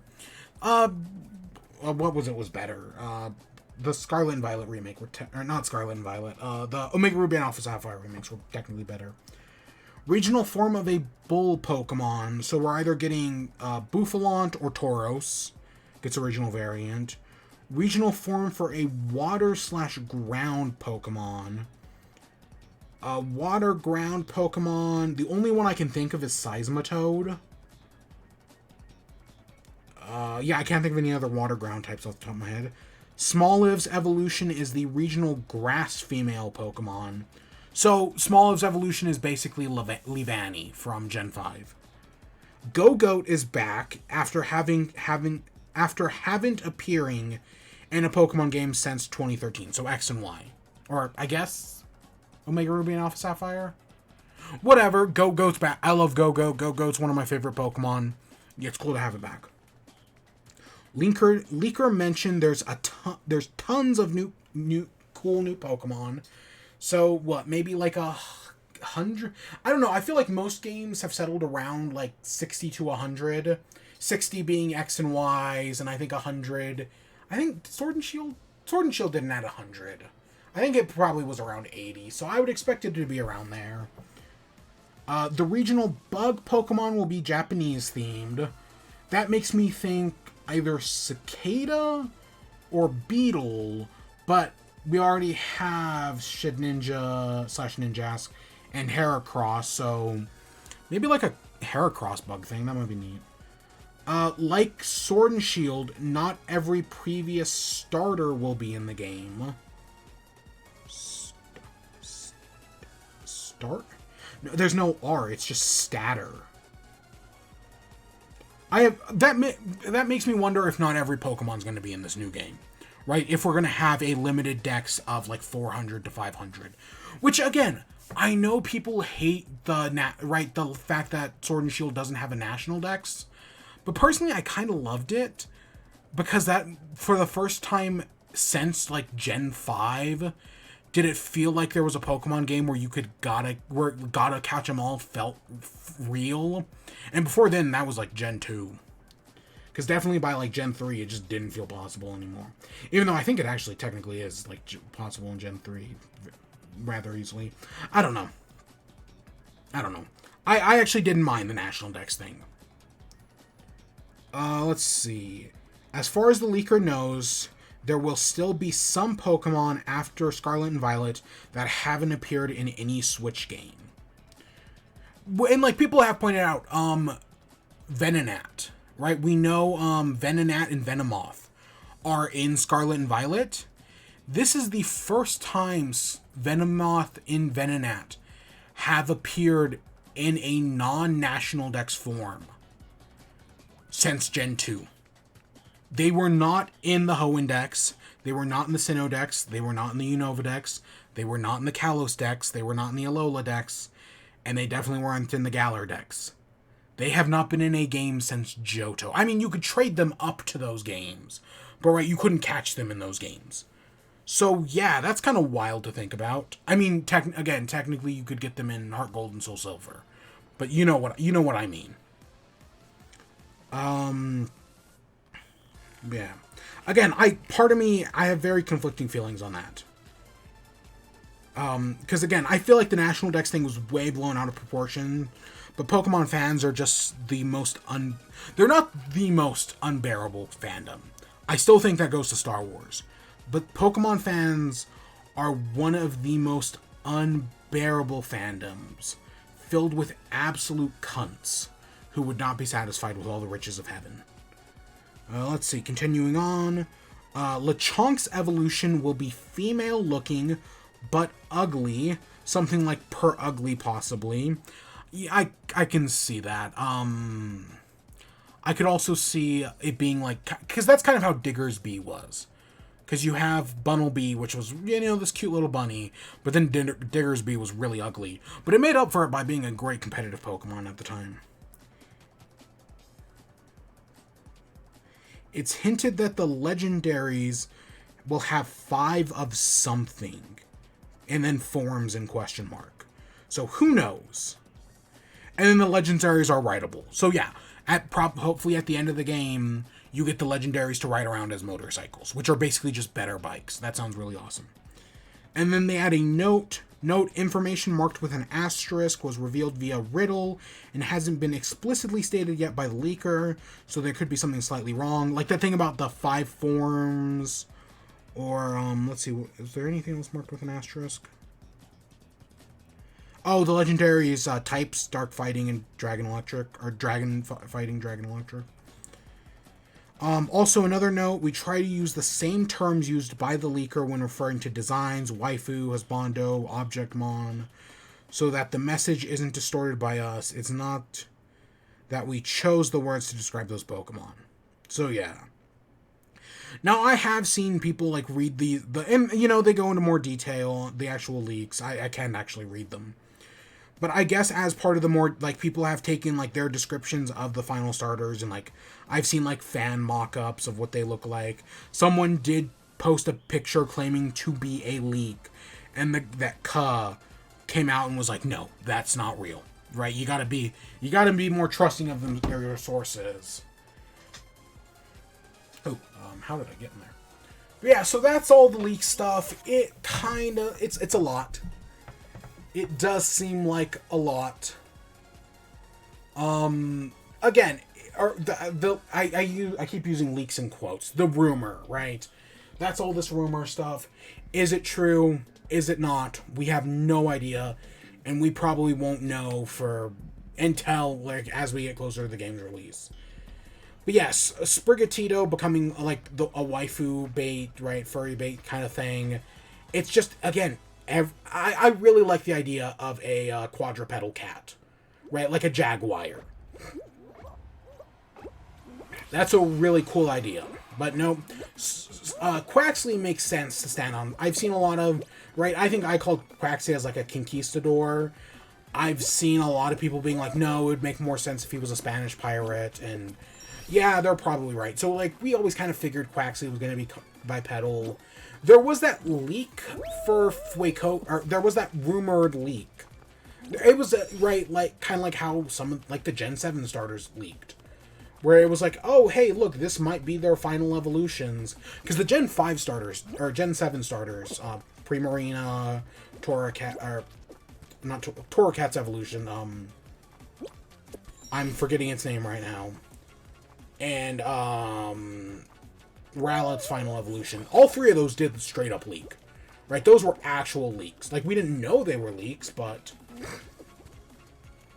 because those were rumors, but a leak is the complication about a leak is something that's confirmed. And, like, these companies will never confirm the leaks. So, like, all that stuff could be real. But until it's confirmed, it's just a rumor. But people use leak wrong, and so do I, admittedly. It's Inferno. It's not Infernape. Torracat's and Litton's evolution is Incineroar. And Rowlet, I don't remember the middle one. Decidueye. There you go. Yeah, all 3 of those were leaked. I remember when those were leaked.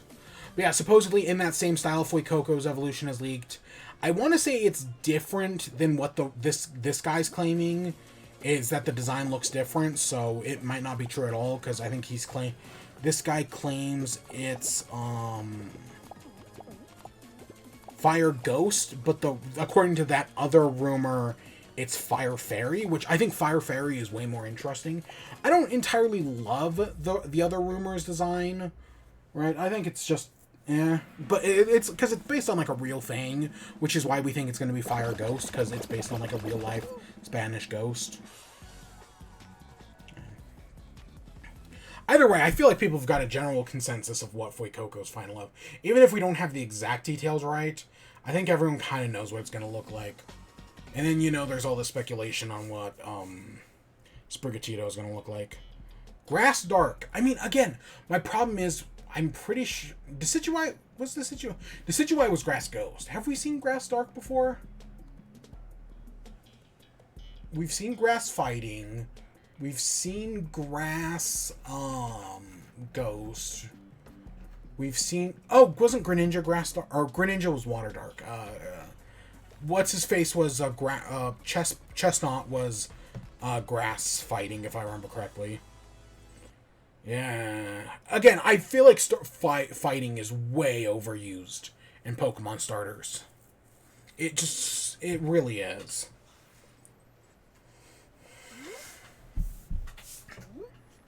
Because, again, Quaxly's final evolution is rumored to be water fighting. Again, that's why I love Pokemon like Empoleon or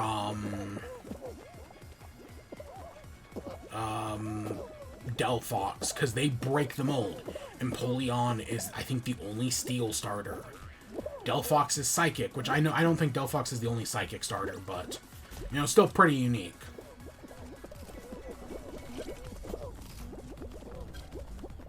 Oh, come on.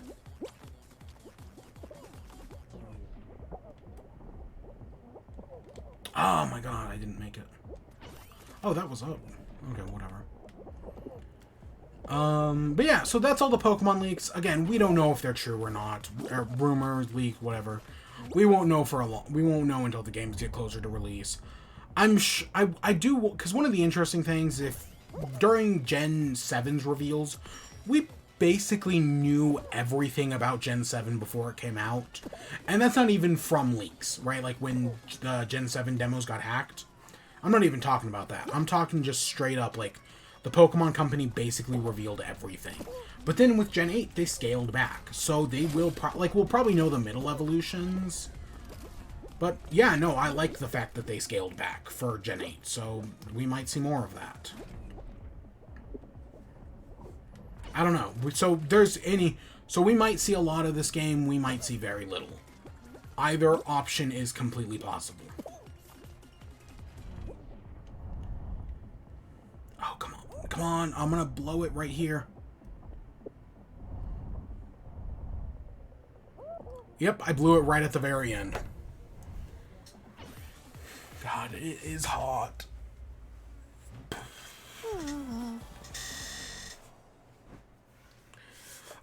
So yeah,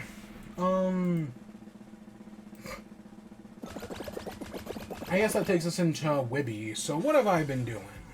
We'll save I did finish off She-Ra. We'll save that for the end. Other than that, I've been playing Minecraft.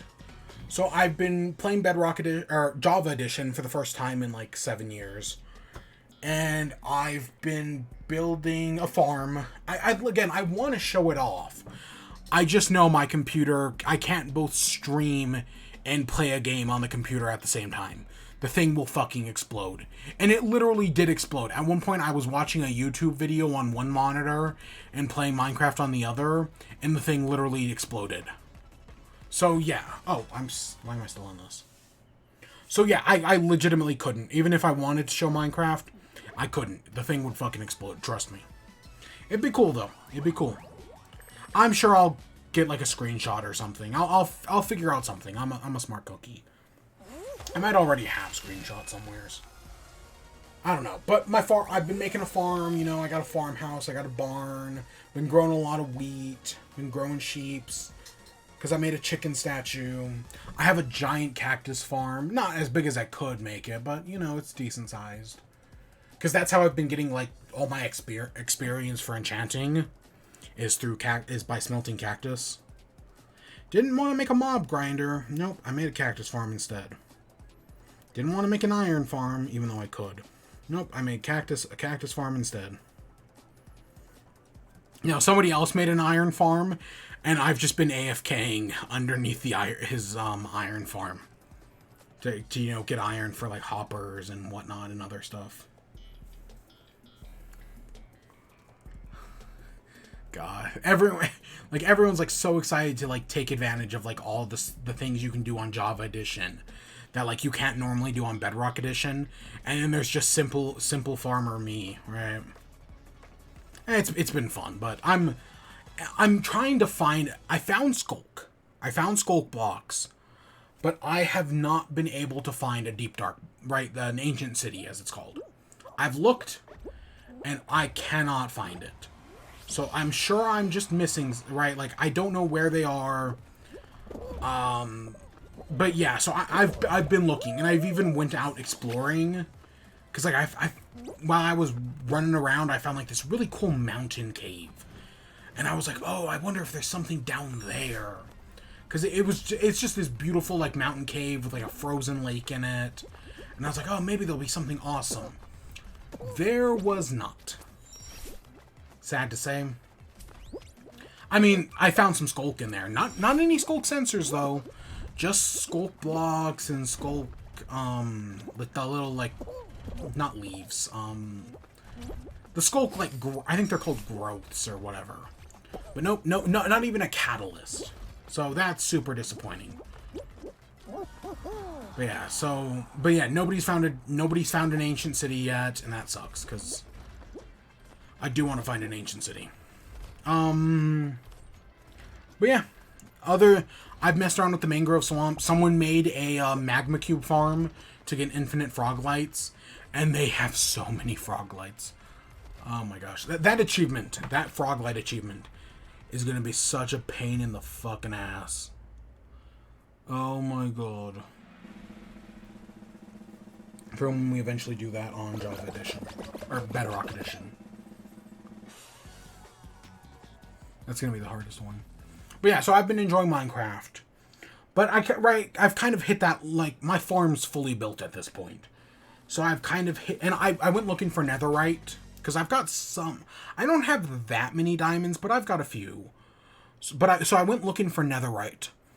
I've blown up massive chunks in the nether. I have found maybe 2 netherite, because I have probably the biggest sheep farm.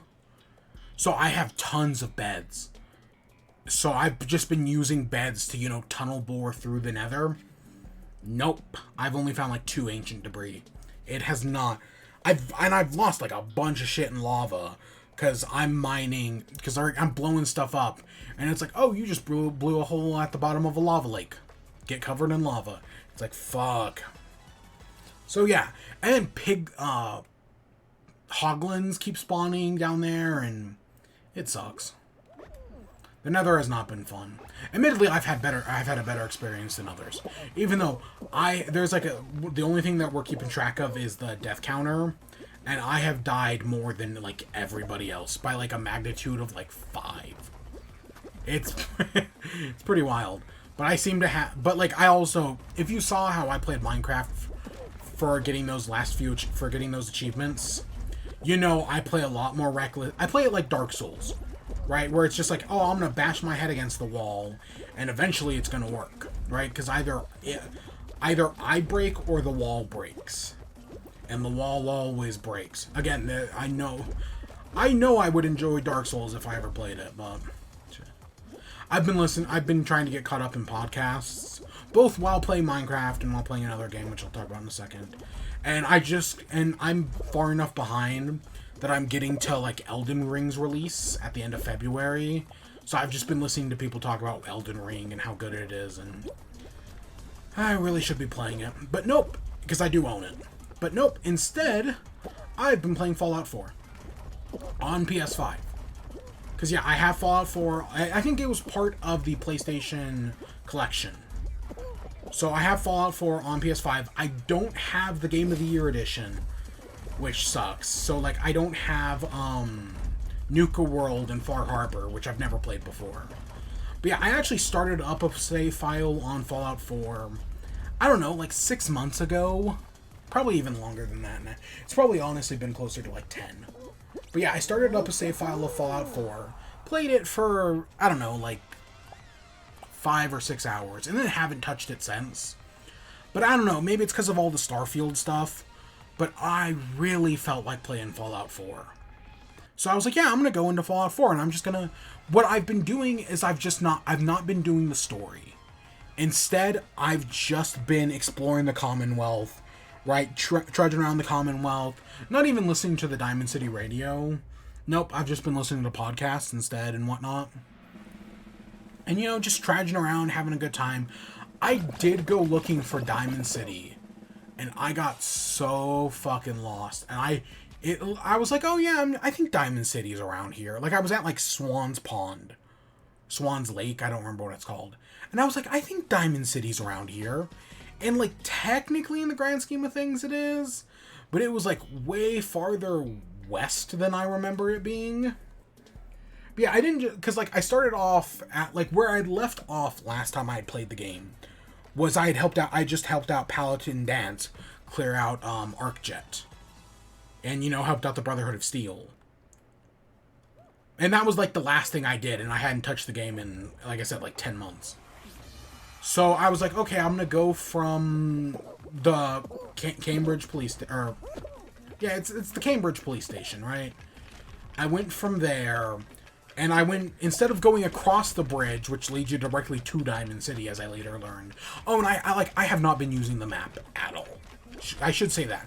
As part of me just like running around the Commonwealth, I've mostly just been exploring buildings. I've done some side quests, not that many, but I've mostly just been trudging around the Commonwealth, just exploring, you know, not really using the map. So yeah, I went from there, and instead of crossing the bridge, I continued along the river. Eventually, I remember seeing the amphitheater. I remember seeing the amphitheater, which is where the cult lives. And I was like, oh, I'm going to go kill those cult members. And then I got sidetracked along the way, ended up at Mass Fusion, which is right next to Good Neighbor, so I went over to Good Neighbor. Then from Good Neighbor, I went back across the river and ended up because I saw the monument, and I'm like, that's Bunker Hill, isn't it? So I went back to Bunker Hill. Then at Bunker Hill, I also saw the USS Constitution. And I was like, oh yeah, the ship's here. I'd never actually done that side quest before. So I was like, oh yeah, I'm going to go do the USS Constitution side quest. So I went and did that, and that was fun. I helped the robots. Because, yeah. I was like, I know that's like considered like the best side quest in the game. Or at least one of them. It's like one of the 5. But I was like, yeah, I'm going to go help out the robots on the USS Constitution. Oh, this will be fun. And yeah, it was kind of fun. You know, it's been fun just, like, not worrying about the story, which, like I said earlier, is just a fucking mess and eventually does implode in on itself once you get to the Institute. I just haven't been worrying about that. So I helped out the USS Constitution. I then went back across the bay through and, you know, I'm sure at some point before helping out the USS Constitution, while in Good Neighbor, someone told me to follow the Freedom Trail, which I thought you only got that quest from Dr. Amari. And actually, you can actually get it in tons of places. You can actually get it in Diamond City, as I later learned, when I did eventually find it. But yeah, so I had found like the start of the Freedom Trail, but then it just seemed to like end, and I was like, wait, where do I go from here? But so I went across, helped the USS Constitution, came back because I did want to find Diamond City at some point. So I came back across, ended up finding the old North Church. But I was like, I had only found like, because to enter the railroad, you have to have like a code. And I only had like 2 parts of the code. And I was like, oh shit. Oh wait, and then I was like, oh wait, I actually know the code. Not because I had because last time I had played Fallout 4, mostly I had made it to Diamond City. I had saved Nick Valentine. I had helped out, and last time I played, I sided with the Minutemen, and I mostly just helped out the Minutemen. You know, I took back the castle and everything, but I really hadn't actually done that much in the story. Like the last time I played Fallout 4, back like when it released, I don't even know if I knew about the twist that Father was actually Sean. I don't even think I ever got that far in the game. Like, I know I'd killed Kellogg. I had helped out the Minutemen take the castle. I had killed the cult leaders, which I did after helping out the railroad.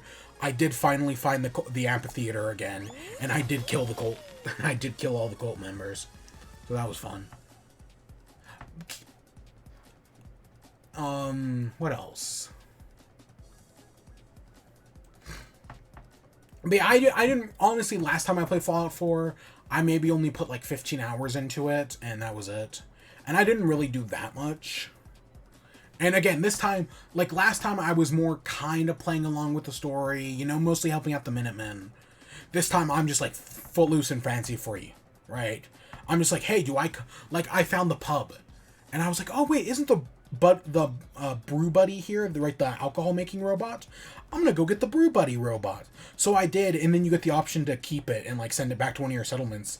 And I'm like, oh, I'm keeping that, because I basically have taken Sanctuary Hills as my base.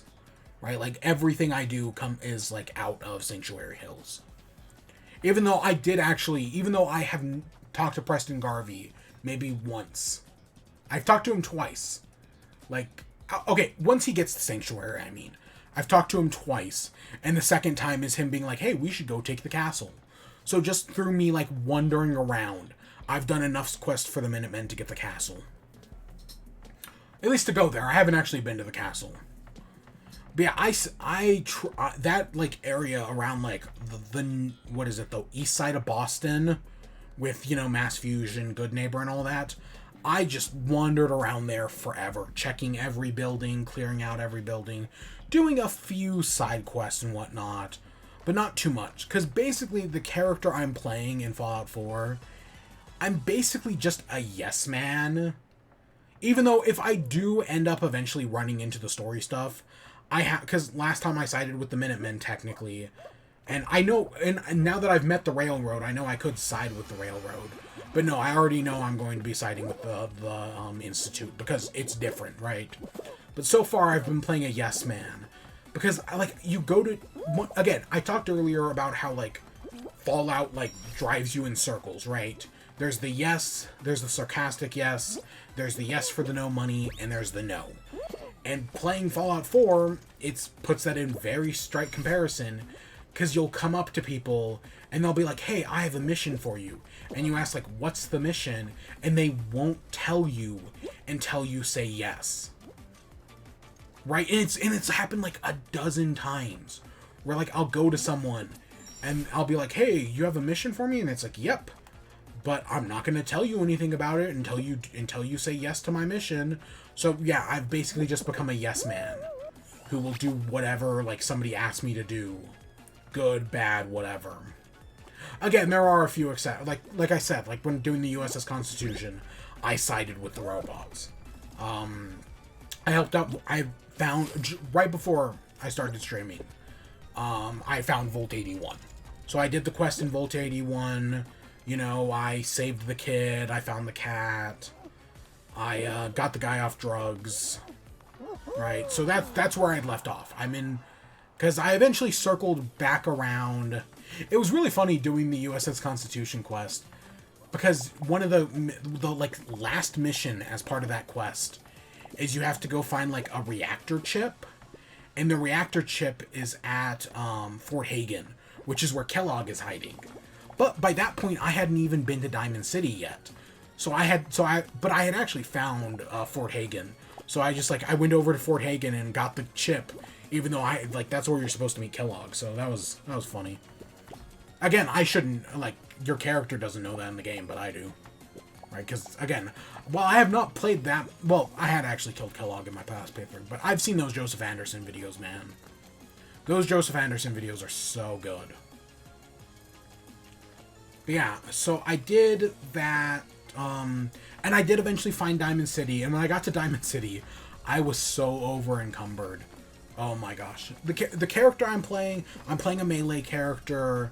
I went Idiot Savant, so like most of my points are in strength and endurance. I have like 2 intelligence. I think I have like 5 luck, or 5 or 6 luck, or charisma, or whatever. No, I actually think I have 2 charisma now that because charisma's a dumb stat.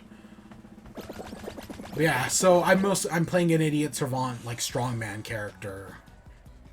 And yeah, it's because Idiot Savant is a better way of grinding than having is a better way of leveling up than having max intelligence. I've learned a thing or two over the years. Mostly from watching Mint and Squad, but still, technically counts. But yeah, it's just been fun stomping around the Commonwealth, you know, not really doing the occasional side quest. You know, I got to Diamond City, I agreed to help out, find Nick Valentine. I'll get around to it. You know, if I'm ever in that part of town, I'll go help him, but I'm not in any rush to. I bought a house, because I have bought, like, nothing from vendors. Like, seriously, I've maybe bought, like, 3 things total from vendors. So when I got to Diamond City, I was like, you can buy a house here, right? I was like, I think you can. So I go and talk to the mayor's assistant, and like, oh, you can buy a house for 2,000 caps. And last I had checked, I had like 4,000 caps. Or not, last I had checked, I had like 1,800 caps. So I was like, oh, am I going to have enough to buy a house? Like, I'd probably want some money left over. Like, I don't want to blow all my money on a house. I had 4,500 caps by the time I arrived at Diamond City. So I was like, oh, shit, okay. And then I bought a house. So I have a house in Diamond City. But then I was so disappointed because I wanted to build a workbench. And you need to have, like, 6 charisma.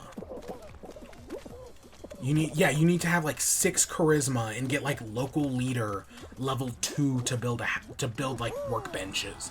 And I was so disappointed. Like, that sucks. The fact that you need those, like, perks.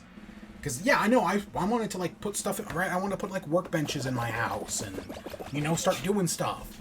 You know, maybe finally get separated from the Minutemen, right? And being stuck in Sanctuary Hills. Even though I'll probably go to them to build the teleporter. But nope. I have stored so much shit in the, in Sanctuary Hills that I'm pretty sure I'm just bound there forever. But I've been just, you know, stomping around the Commonwealth, listening to podcasts, has been a heck of a lot of fun. So, yeah, I'm enjoying Fallout 4. Again, the story's a trash fire, but the actual game itself, pretty dang enjoyable.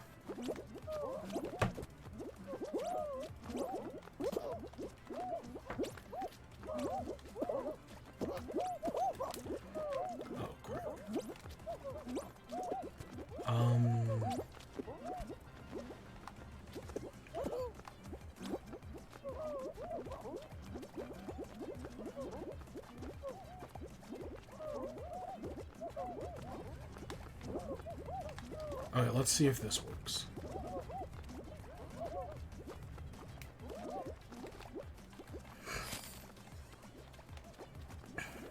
Yep, that did work.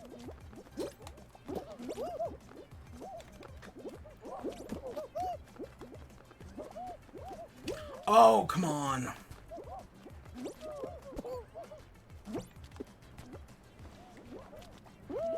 But yeah, so Fallout 4 has just been fun, you know? It's just, like, the game, and, like, it's crashed on me a few times. I'm playing on PS5, so, yeah. But I do want to do, and, like, there are certain things I've never seen before. Like, last time I played, I don't know if I ever made it, I definitely never made it to, Virgil in the Glowing Sea.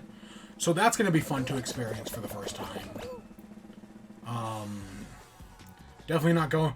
There was someone mentioned, like, hey, you should go visit in the Salem Witch Museum. That's fun. And I'm like, nope, I remember going there last time. I killed it. Oh my god, I got trapped in the, due to a bad autosave. I got trapped at, it was in a I don't remember which hospital. But I got trapped in a hospital with a death claw. And killing that thing with my wooden board that I had a wooden board with saws on it that inflicted poison damage. So using that to kill the Deathclaw was such a pain in the ass, and I must have died like 30 times. But hey, like I said, I might actually like Dark Souls because I am totally willing to slam my head against the wall until it works. And killing that Deathclaw, and then later on I got stuck in a room with Assaultrons. And I did the same thing. Admittedly, the Assaultrons only took me like 4 tries. The Deathclaw took me like 30, because it could one-shot me. But hey, it all worked out. But yeah, so I've been having fun with Fallout 4. But yeah, I've never played Far Harbor or Nuka World. But yeah, I don't have the DLC, and I was like, oh, I wonder if the Season Pass is on sale. Nope, so I'm going to keep my eye out, and maybe the Season Pass will go on sale, or even if, like, the Game of the Year... I see, the thing is, I don't know if the Game of the Year edition goes on sale. Can I just buy the Game of the Year edition, and will it use my same save profile? Or would I have to start all over? I hope I don't have to start all over. But I don't fucking know. So that's why I'm thinking, like, maybe I'll just buy the Season Pass. And then I've got all the stuff for the Silver Shroud quest. Like, I went past Huber's Comics, which, again, Huber's Comics I remember being a lot closer to Diamond City than it actually was. But, I went by there, and I got the Silver Shroud stuff, but I haven't even started the quest yet. I've been having so much fun with Fallout 4, man. It's really good. I mean, again, the story's a fucking nightmare, but if you ignore the story, no, it's actually really fun to just stomp around the Commonwealth and have a good time. Which, again, the fact that it's fun to stomp around the Commonwealth and have a good time while not giving a shit about the story actually gives me hope for,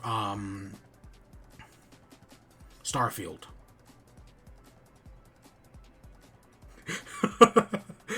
Oh, I just see, so this is Hard Drive. YouTuber trying to predict next Nintendo Directs accidentally figured out who really killed JFK. That's really fucking funny.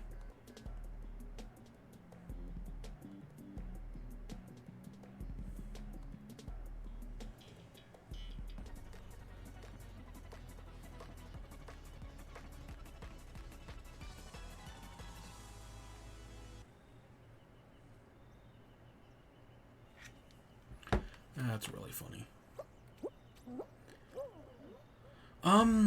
Oh god, what else? What have I been doing? Anything else besides... There's one other thing, but we'll talk about that after She-Ra. I didn't really mess around with VR. Well, okay, I tried out Surgeon Simulator VR. Did I talk about this? I might have. I tried out Surgeon Simulator VR. It's crazy because, you know, watching Michael and Gavin, I know exactly how to do all the surgeries. So there I am just, like, speed running through them. So, but, yeah, I want to give Rick and Morty VR another chance because I think I fixed my tech issues. So hopefully it'll work better. I'm gonna at some point do that in the coming weeks. Haven't been doing any board games. No. Maybe next week. Everyone's just been so fucking busy. Anything else? I played Minecraft, I played Fallout. Did I do anything? Oops. Did I do anything else? No Pokemon. I know I was shiny grinding, but I've stopped that. Played Mini Motorway. I don't know, I got the feeling to play it, plus they added some new maps a while ago that I hadn't played, so I booted up Mini Motorway. At least when it comes to the daily challenges, I have been ranked top 100 in the world of, you know, people who do the daily challenges. So yeah, I'm pretty I think I got my highest score at like 4,000, but I'm pretty sure I've talked about that before.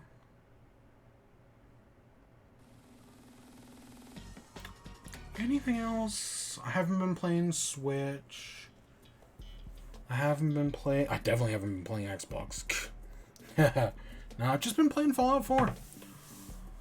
Fallout 4 is really fun.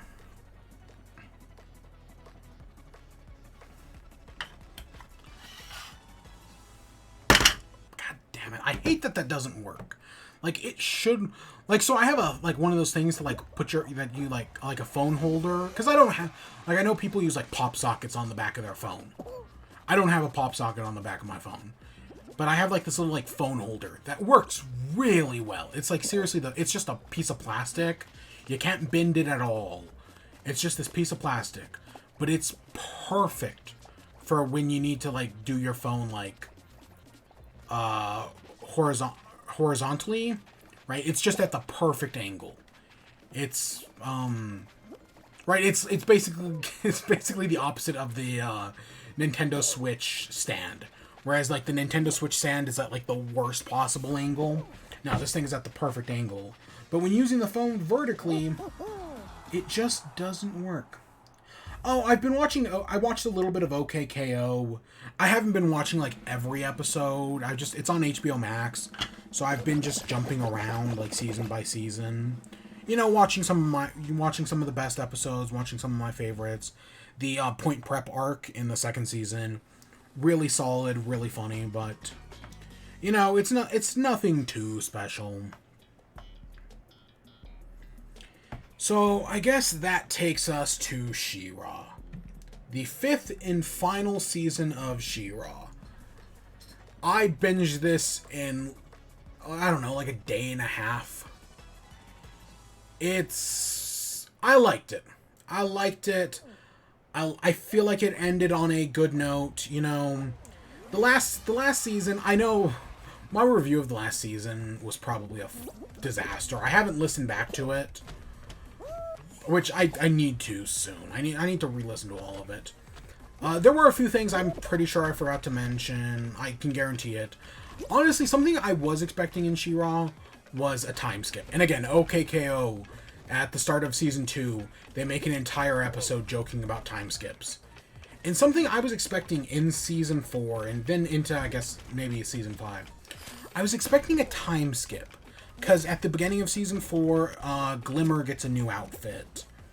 And there's one other character who gets a new outfit as well. Oh, Catra. Catra also, at the beginning of Season 4, gets a new outfit when she becomes Hordax number 2. And so and then I knew at some point, because of the Netflix, like, little, like, title screen things, posters, I knew She-Ra got a new outfit. So I was like, oh, I wonder if the show will do, like, a time skip. Like, that would be interesting. And so both at the beginning of Season 4 and Season 5, I fully expected a time skip. That just never happened. Nope, instead they just gave those characters new designs and never really mentioned it again. I mean, they're honestly, I liked Catra's new design, but then I also do like that they go back on it in Season 5. But yeah, so Season 5 kicks off. Horde Prime is now Horde Prime has captured Glimmer and Catra and Hordak. Hordak's been sent to mind reconditioning, and Glimmer's been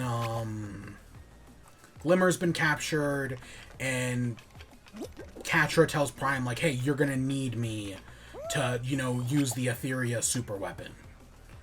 So, of course, Adora and Bo want to go save Glimmer.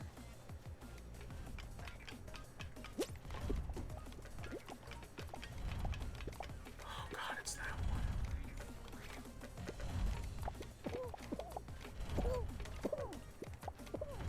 one. No, fudge. That's it. Maybe, but probably.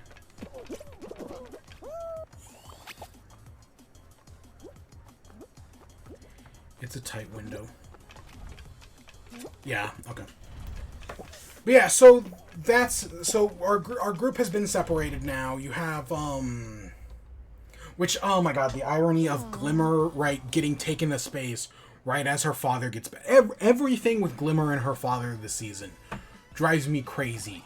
Because when they finally get, right, they go off to save Glimmer, but then by the time they arrive back, Micah, the father, has been mind-controlled. It drives me crazy. Let's just continue playing show. So yeah, that's a whole thing.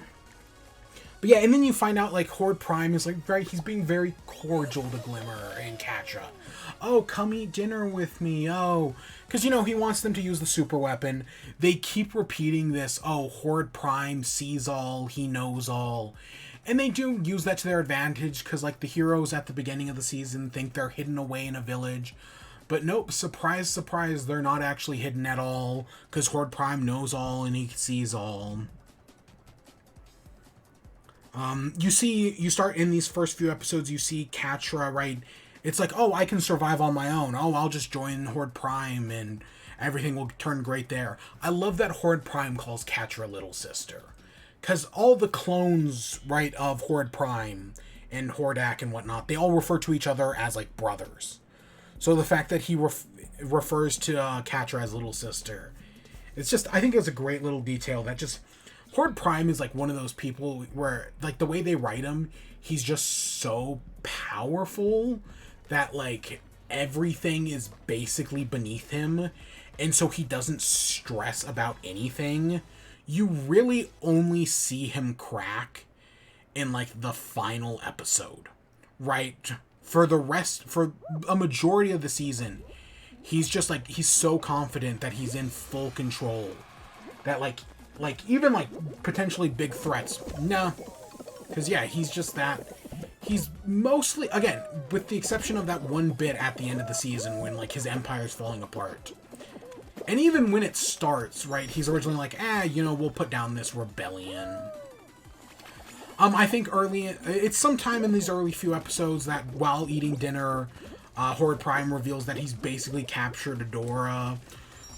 Or he's gonna kill Adora, but then, it's like, oh no, you need Adora alive to use the super weapon.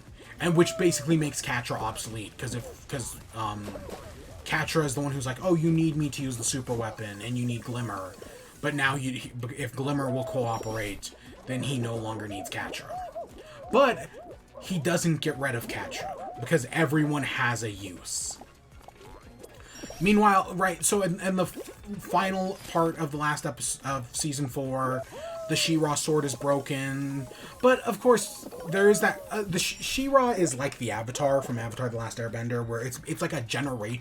Even though we only ever hear about Mara, they do make it sound like it is a generational thing, right? That there have been more She-Ras than just Adora and Mara. It's something that... And it's just the sword is like the control, right?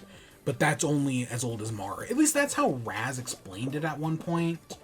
Again, they never go into too much detail. But yeah, so Adora feels like she's lost all connection to the She-Ra force. So, but she keeps like seeing the ghost. And like they eventually, like the ghost of She-Ra leads them to like this hidden area in the woods where they can actually hide out. And that causes her to like, she ends up like sleeping for basically an entire episode and has like these terrible nightmares about the other She-Ra, because Light Hope is, after becoming Silica, is dead, right? She turns evil, and then she's like, oh, Adora, kill me, please, right? End this suffering, and she does, and, yeah. And yeah, you get this whole thing where, like, Mermista is now leading the Princess Alliance, and as they try to fight back against Horde Prime, and this is the one where you get a great moment in this one, where they're trying to get Entrapta to one of Horde Prime's spires, to, like, find out where Glimmer was taken. And during that, because also at some point they talk to one of the Horde Prime clones, and they find out Glimmer is on the spaceship. I think that's at the end of the first episode. Because, yeah, everyone, like, because at the end of the last season, everyone was kind of at each other's throats, which is why, right, Glimmer was separated from the rest of the group. And we're still, like, and basically the start of the season kind of gets everyone but, Glimmer on the same page. And they deal with the fallout from Glimmer, betraying everyone later to, fire the Heart of Etheria. But yeah, Mermista ends up leading the mission. This is where she gets really pissed off at Entrapta. Because, Entrapta only cares about tech. She doesn't care about people. But this is her, like, start to care about people. So Entrapta is... They don't actually ever say, but I would say autistic? That's the word I'm going to use. It might be Down syndrome or one of those others. But that's... The way the character is written, definitely, and especially like in this moment, right, when Mermista yells at her, and she's like, "Wait, are you guys mad at me?"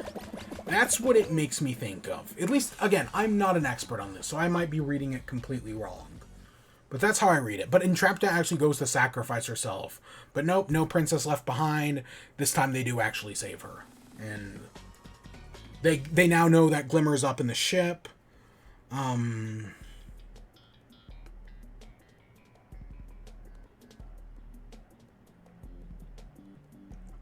Then let's see. Eventually, they all...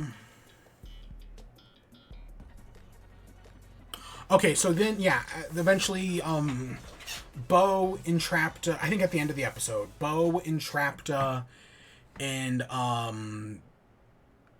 Adora all go to space to save Glimmer, because they now have the location of Horde Prime's main ship.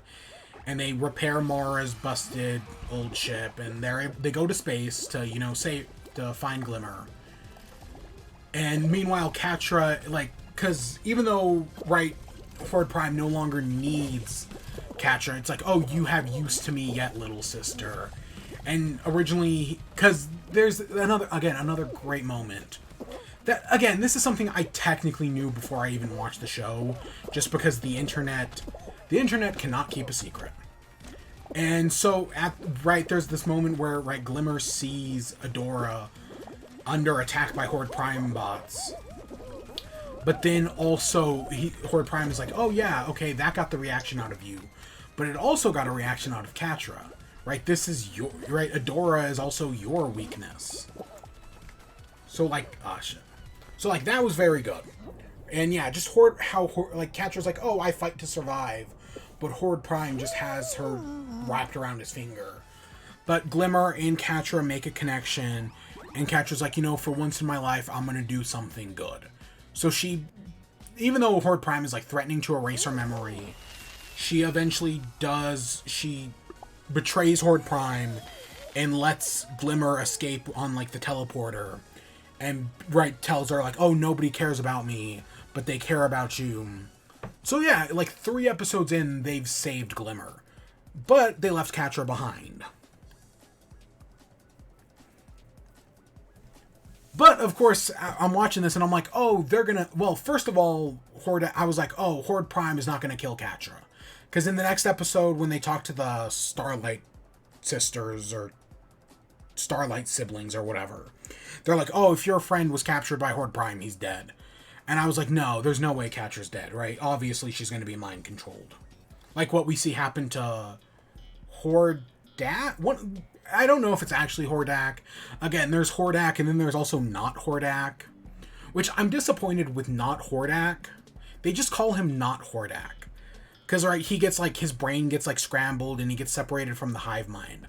I really wish they had called not Hordak. Like, if they had told him, like, oh, you're no longer connected to the hive mind. You're now an I. You're an individual.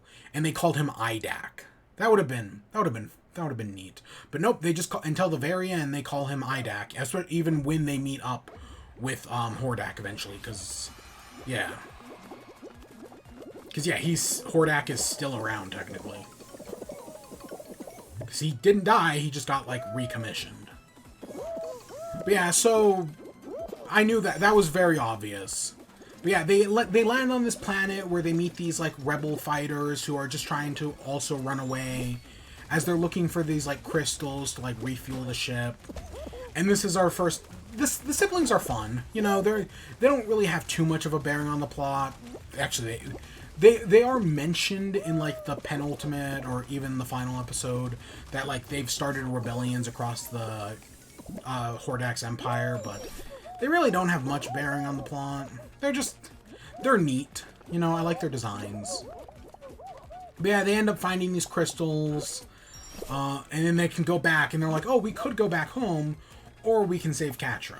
Which honestly really surprised me, because knowing how it ended, I was really expecting Catra not to show up again until either the penultimate episode or the final episode. Really, I was expecting her to be gone for a while. But no, episode 5, they go back to Horde Prime's ship. And they save Catra.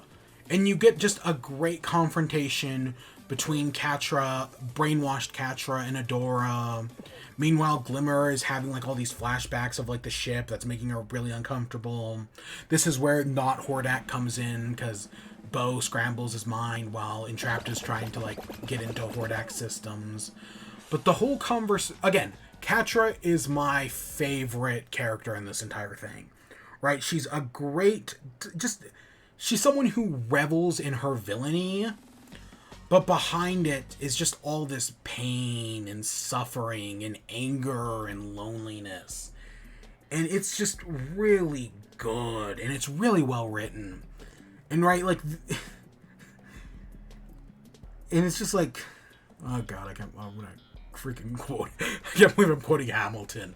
But yeah, it's the only enemy she ever seems to lose to is herself. Right? She has multiple chances at happiness. And she will constantly sabotage herself. But yeah, eventually, right, Adora and Catra fight. They're able to break the brainwashing chip on Catra's neck and free her. And they all escape on Mara's ship to head back to Earth. So yeah, them saving Catra very early. Right, again, I was expecting that not to happen until, like... Again, I'm used to other shows where most other shows would have this redemption happen in, right, either the final or the penultimate episode. If you want an example, see Gideon from Gravity Falls. He gets redeemed in the third to last episode, if I remember correctly, in Weirdmageddon Part 1. Pacifica, I know Pacifica gets redeemed a little earlier than that. But yeah, so them getting Catra back and on their side is good. And I do like that in the next episode, she's not, right, she still wants to be alone. She's still completely willing to sabotage her happiness. And she just straight up tells them, like, oh, drop me off at the nearest planet. Right, I'll fend for my own. I always do. Because, and yeah, she doesn't have, again, the problem is I know exactly where this ends. I know this ends with Catra and Adora getting together. So I'm just like, come on, I want that. Because, I think they're so cute together. But, and I love that, like, immediately once they got Catra on their side, it's just like, yeah, no, this is a really loving group. Of course they would forgive Catra. Of course they're all kind, they're all nice to her. And then they, like, oh, look how cute Catra sneezes. Oh, her spacesuit has, ear holes cut out for it. And also Catra gets, like, a shorter haircut that I think looks nice. Right, it doesn't look bad at all. I like the use of several times in this season we see Adora with her like hair down, because like while fighting somebody she like her bun goes undone, and this technically happens at the end of the 4th season. I think it's the first time we see it after she destroys the She-Ra sword. And yeah, I do like how they use Adora with her hair done down. But then when Adora fights to save Cat, right? When she finally gets the She-Ra transformation back. I like the new design, because I like... What I like about the second She-Ra design that they use for this final season is that it feels more like Adora.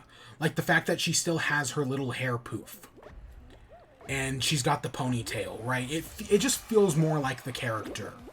So yeah, I thought that was rather effective.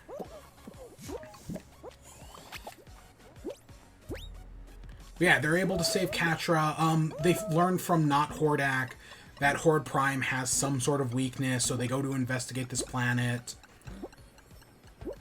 Yeah, I think is that this episode? Yeah, they go to investigate this planet, and they're being, like, stalked by something on this planet. And the thing stalking them turns out to be this, magic cat that, of course, Catra can talk to and befriends as, like, a pet. Because they learn Hordak's weakness is magic. Because the way they word it, so we know Hordak right? The first ones, as they call them. Right? Part of me was, like, speculating, like, oh, how long has Hordak been around? Or Horde Prime, I mean. How long has Horde Prime been around? How long has this first one's thing? And in the final season, they basically confirmed that Horde Prime wiped out the first ones, right? Their entire, like, governmental system is just completely gone. Because the super weapon that the Heart of Etheria was basically like their last-ditch final effort to stop Horde Prime. And since the heroes stopped it, and right, it didn't happen, now the first ones were basically fucked and they lost the war. Again, it reminds me of Justice League Unlimited, where the original Justice League show, where at the end of Justice League, the,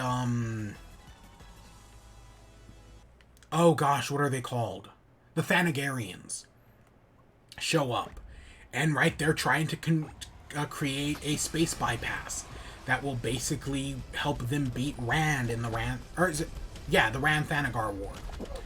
And when the space... And later on in Justice League Unlimited, you learn that because of what the heroes did to stop them, because the bypass was never created, the Thanagarians end up losing the war and their planet is destroyed. Again, there's a lot of comparisons I make here to Justice League Unlimited. Or with both Justice League and Justice League Unlimited. Because they're both really good shows. Justice League Unlimited is better, but again, that's one of the best shows of all time. Yeah. But yeah, so learning about the weakness of Horde Prime.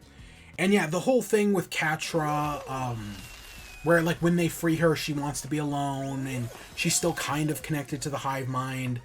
That's all really good. Meanwhile, down on Earth, they go to the Mermista and her group, Spinnerella, oh god, what's her name? Natosa? Yeah, is it Natosa?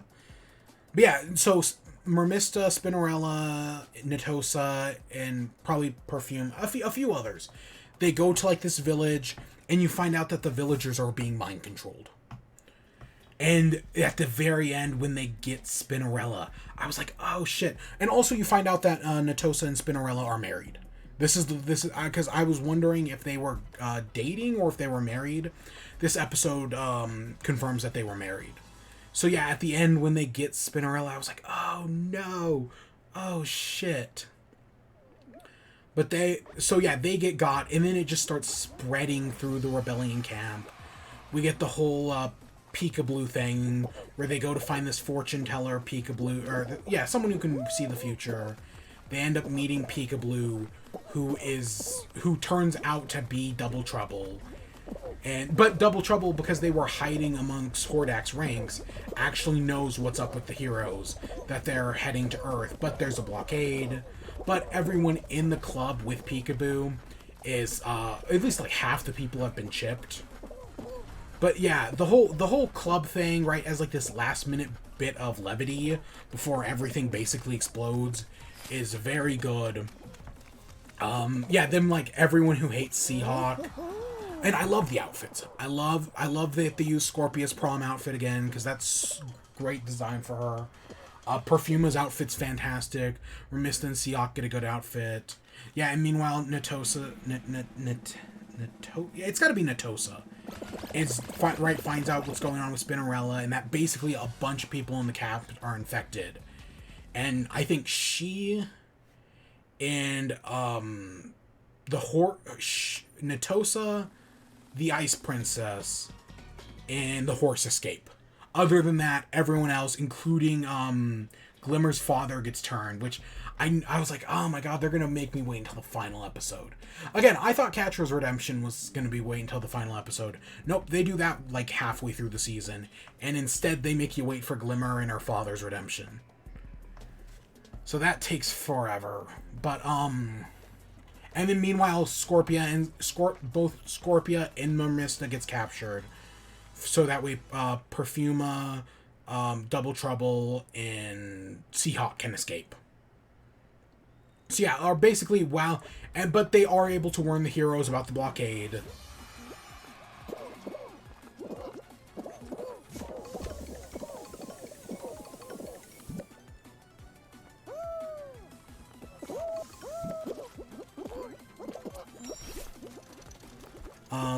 But yeah, the heroes are, right, because of the magic cat that they befriend, they're able to get back. They're able to get past the blockade, get back onto the planet. They end up meeting up with Natosa, who's trying to save Spinnerella. Again, I keep wanting to say Natessa, but I think it's Natosa. They end up meeting up with her. They're unable to save Spinnerella. But hey, yeah, Catra's back on the right. Catra's on their side. And of course, there is confusion about that. But again, it's a very forgiving group. She-Ra's back, so they now know that. But yeah, it's just it's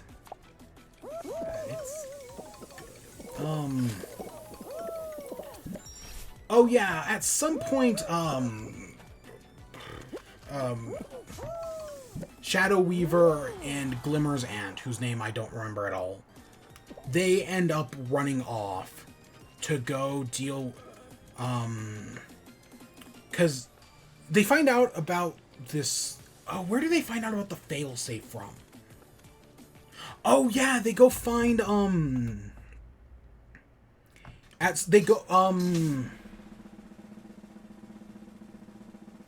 some point they go find Bo and Glimmer go off to find Bo's dads, because they've been missing. They do find them, and they learn that they've been studying the ancient ruins, and they find this like Frenzamara thing, which leads them to learn that there is a failsafe to stop the heart of Etheria, but it has to be inserted in the heart. And they learn from Shadow Weaver and again the aunt that that it's in not Magica, it's in Mysticor. Mysticor is the magic place. So that's where they learn that is. But of course the father, who's been mind controlled, has taken Mysticor. So yeah, they basically have this, they have to get this code at the end. Meanwhile, they go to save Spinnerella and Scorpia and Mermista. They end up saving Spinnerella, but Mermista and Scorpia are still captured. Scorpia describes herself as the muscle at one point, but she's a cinnamon roll. She's really nice. But then when she gets turned evil, God, she's fucking right. She's powerful, man. I love Scorpia. God, there's just so much good stuff here.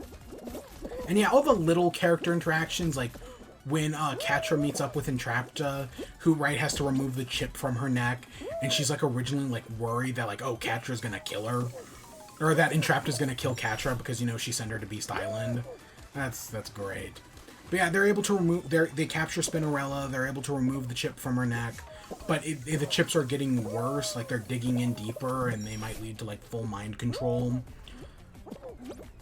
But they save Spinnerella. They go to get the failsafe code. Shadow Weaver reveals that there is, because Catra calls her out on there's got to be a twist. There's no way we could just let this happen. There's got to be some sort of catch, and the catch is that whoever takes the failsafe, has to take it to the heart and absorb all the heart's energy. And if any of them were to do it, they would die. So the only choice is for She-Ra to do it. But even though Adora has unlocked She-Ra again, it's been glitching. She's having trouble summoning it. Which at one point Shadow Weaver is oh, the problem is your connection.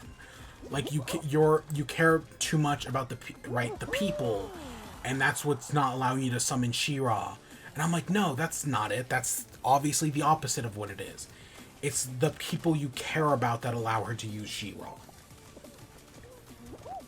But they're able to get the fail-safe. They fight off against, what's it called? They fight off, Glimmer's father, who's using dark magic.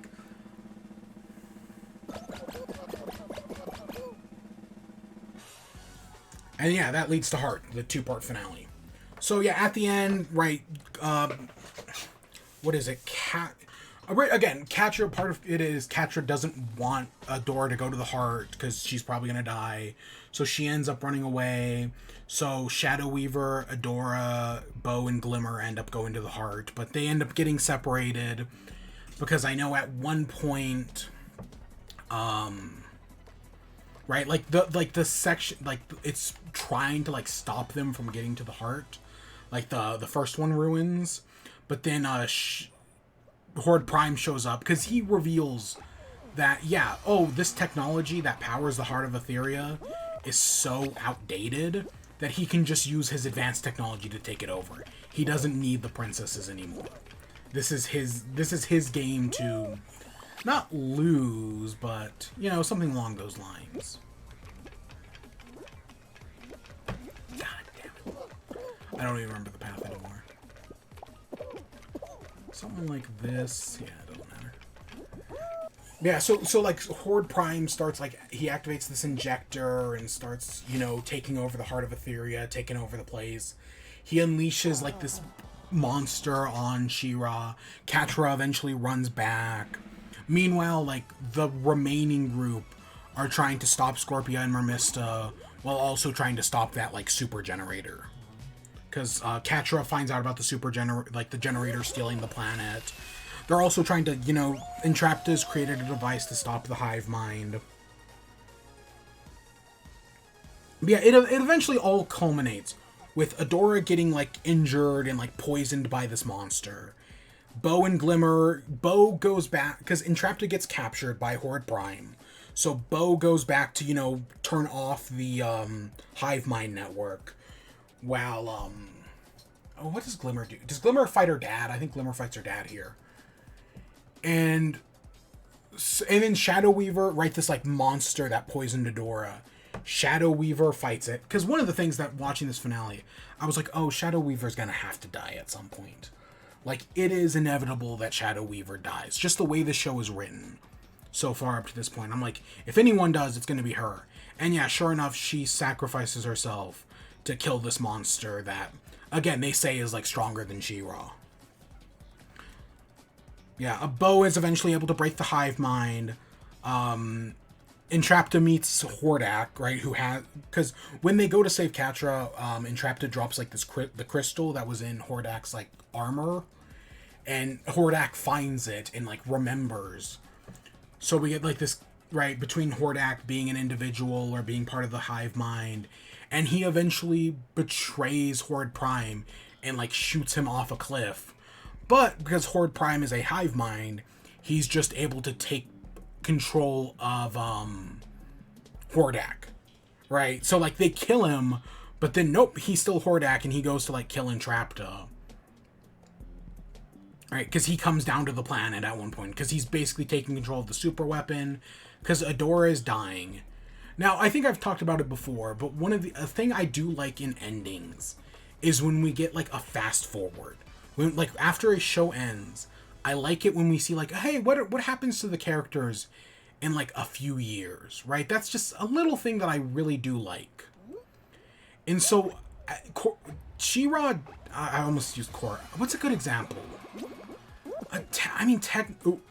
Technically Adventure Time does it, but what's a good example of a fast... Oh, OKKO. Boom, there's one. I was like, there's a reason I started watching OKKO, because that's how it ends, with a fast forward. But She-Ra, while Adora is poisoned, she has this real quick flash forward where she sees herself, like, years later, and I'm talking like 2 or 3 years later, with Catra, Bo, and Glimmer, and it's just this brief little thing, but I really do like it. Because, again, I know where this is going. I've known where this is going since before I started watching the show.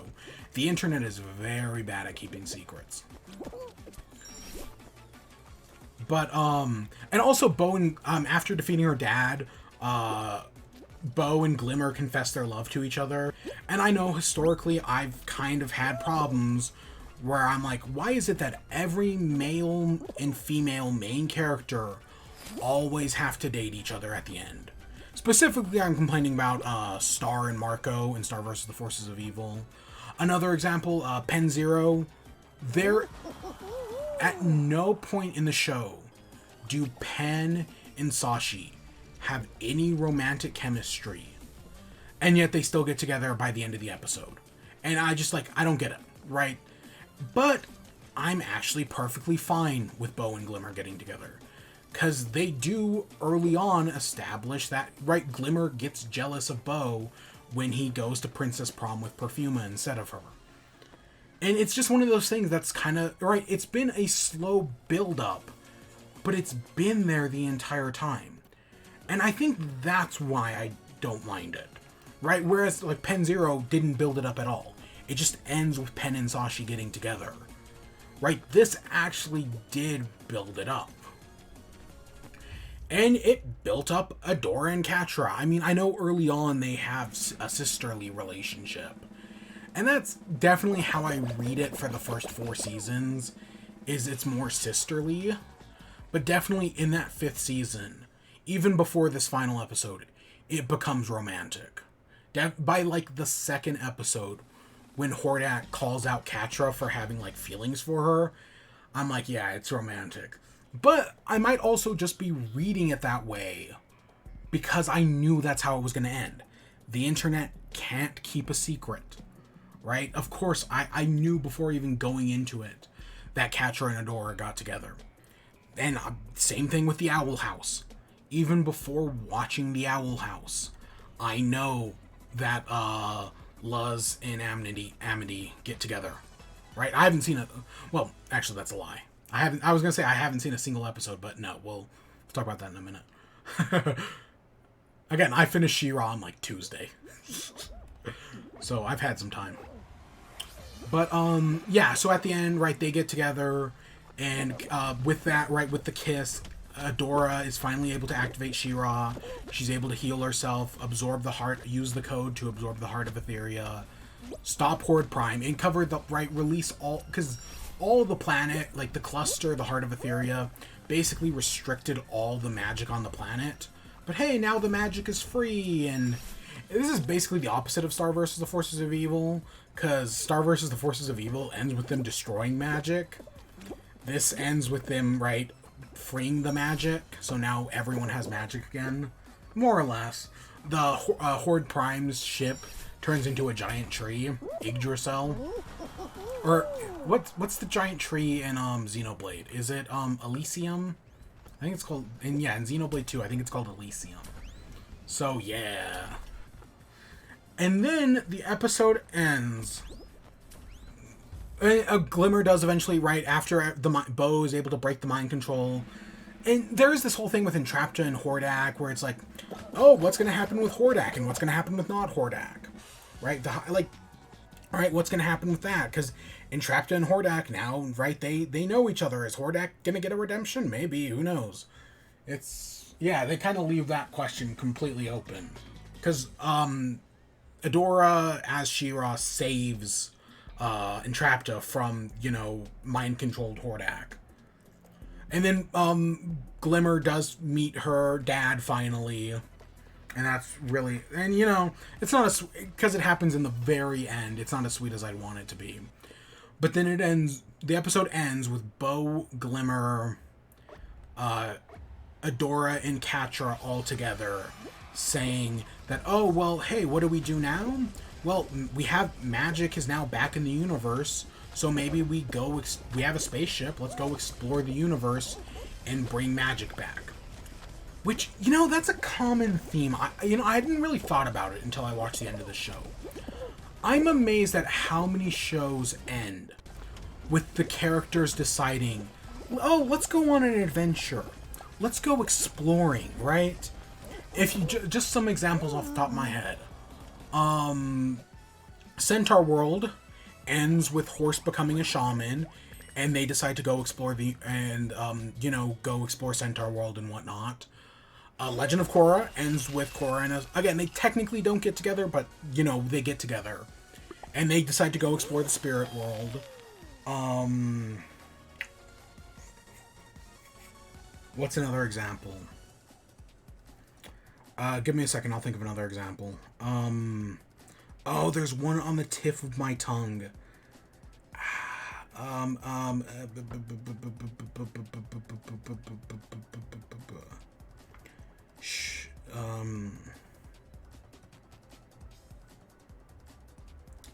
Legend of Korra, Centaur World.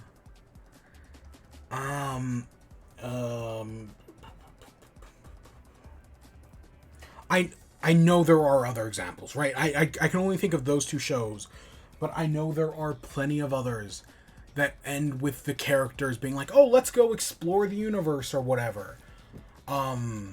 Technically, Avengers Endgame, I know Avengers Endgame ends with a funeral, right? Tony Stark's funeral. But Thor's plot ends with him joining the Guardians of the Galaxy and going to explore the universe.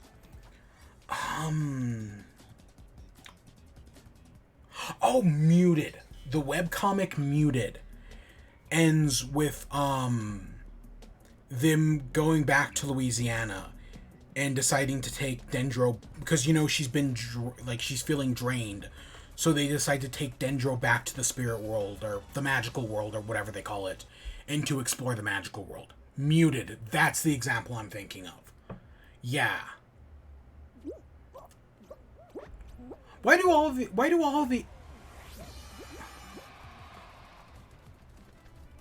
what? You know, why do 3 of those 4 There's definitely an example I'm forgetting.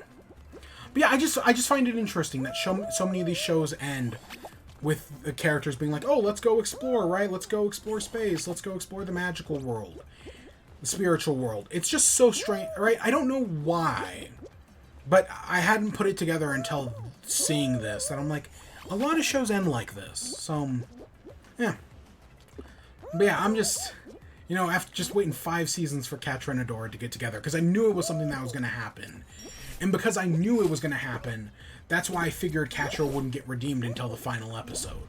Because again, I swear that's how it works in some of these other shows that I cannot remember.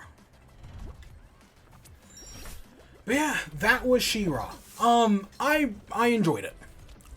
You know, it took me years to get to, because, again, I think it ended in, 2020, and it probably, aired, probably 2016-ish, maybe? I remember when the original, when it was originally, the promotional material came out, and a bunch of people had, fits, that, oh, She-Ra didn't look like the traditional She-Ra, and, you know, she had the CalArt style. I remember people bitching and moaning about that.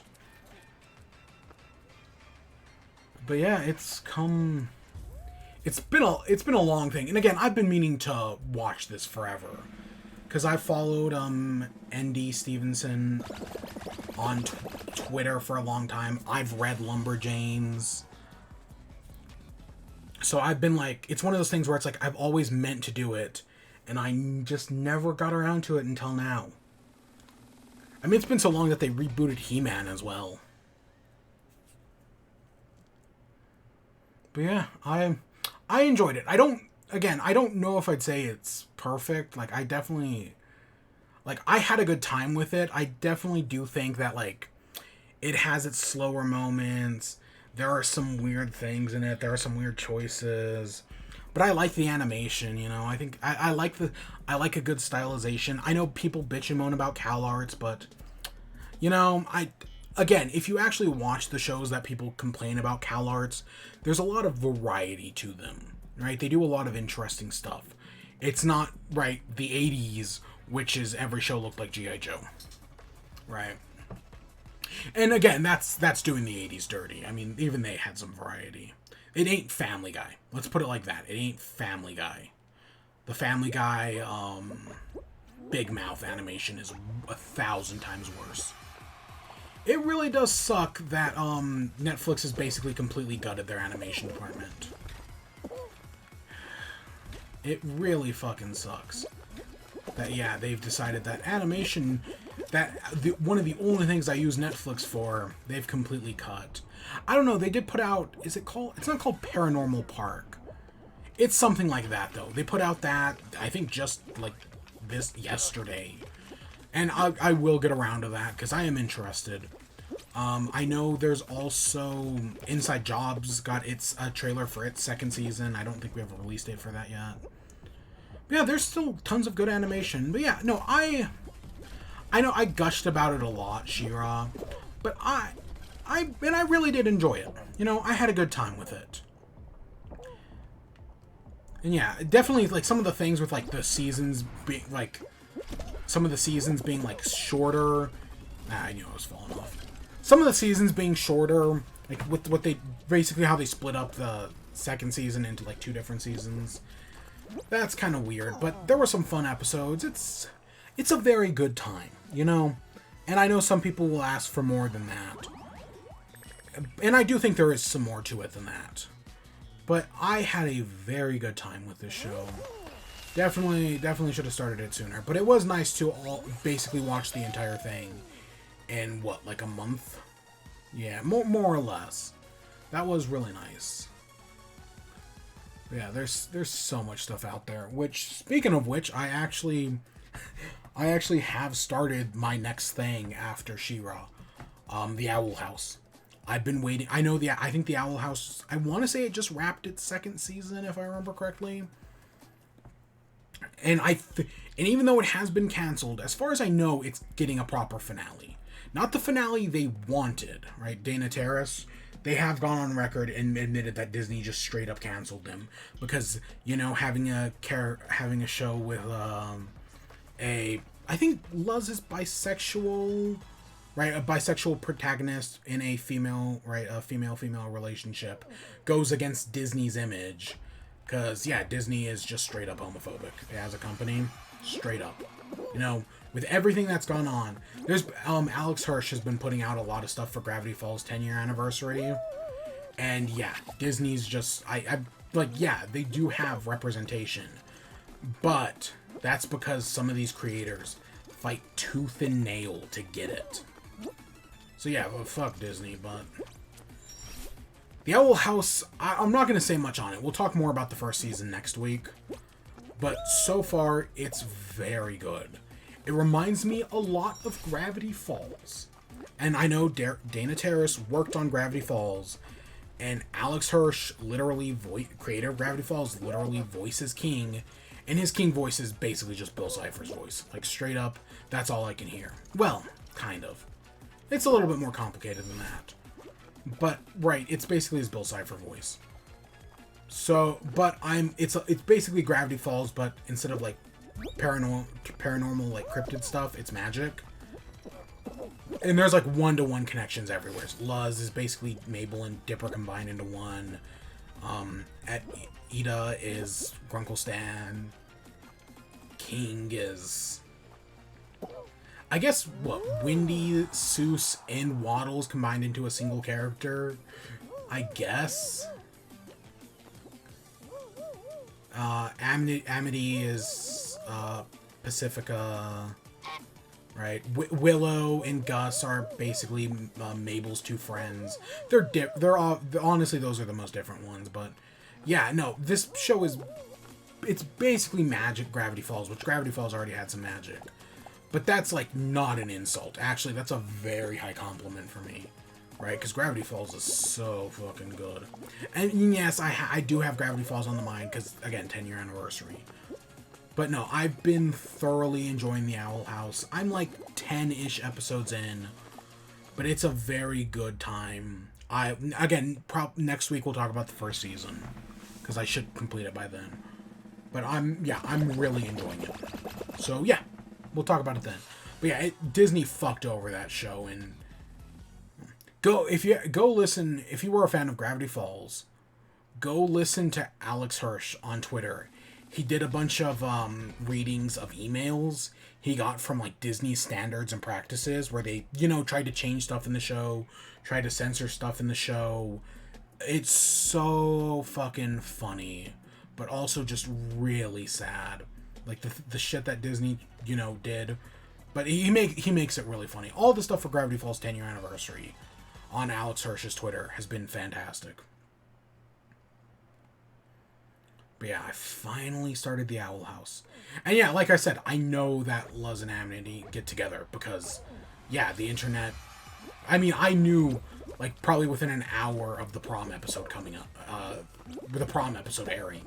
Which I haven't gotten to yet, but I know it's coming. I think it's, I want to say it's 16, and I'm at 12 or 13 or 10.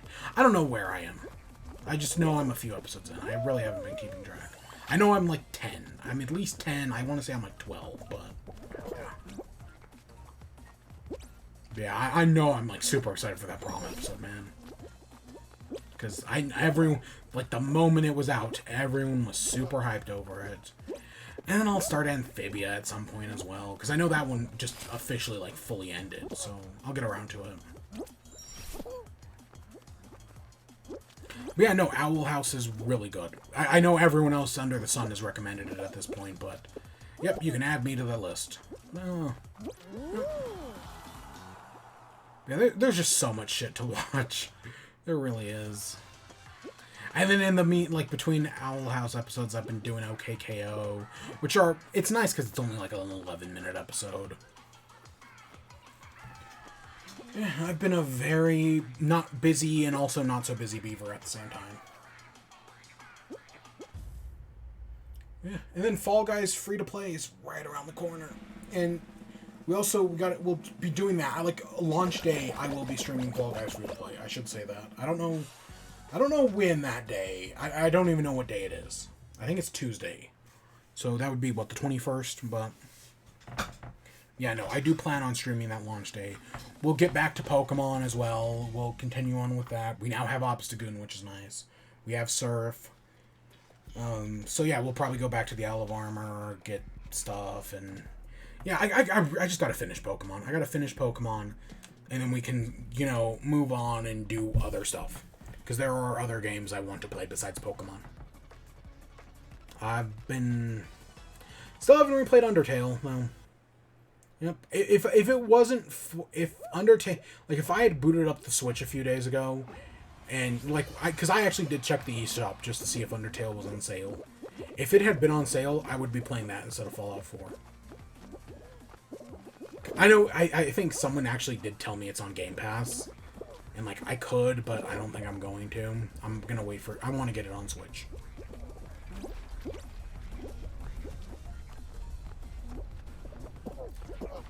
Yeah. Anything else?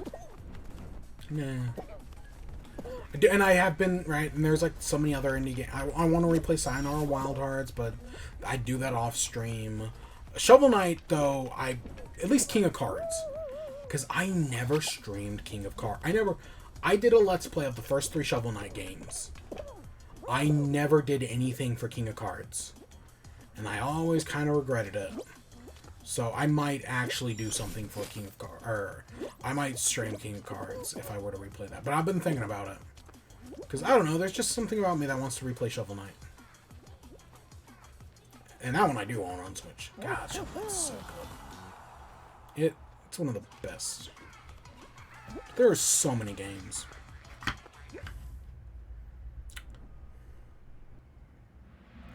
I'm still annoyed. I can't... Legend of Korra, Centaur World, She-Ra, Muted. I know I had other examples. Adventure Time ends with a montage. Regular, which is a time skip thing. Right, where it's you see the characters in the future, and then there's Obsidian and whatnot, Distant Lands. Regular show, even though I never saw the ending, I'm pretty sure it also ends with a montage where we see either Mordecai or Rigby's kids, maybe both. I know OKKO ends with a montage where we see Rad's kids. And a bunch of other stuff happens. Oh my gosh.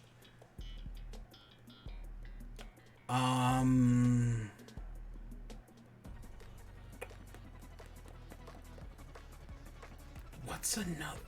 Let me think. I'm trying to think through all the endings.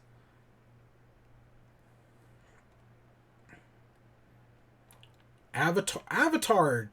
How does Avatar end? I mean, they're all at the tea shop. And yeah, I mean, it ends with Aang and Katara getting together, so,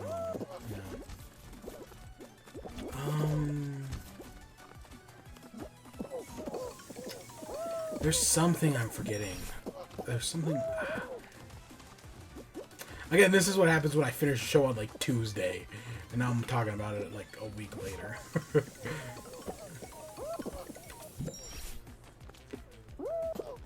Muted... Muted was it's one of my favorite webcomics. Muted is so good, and I do highly recommend Muted and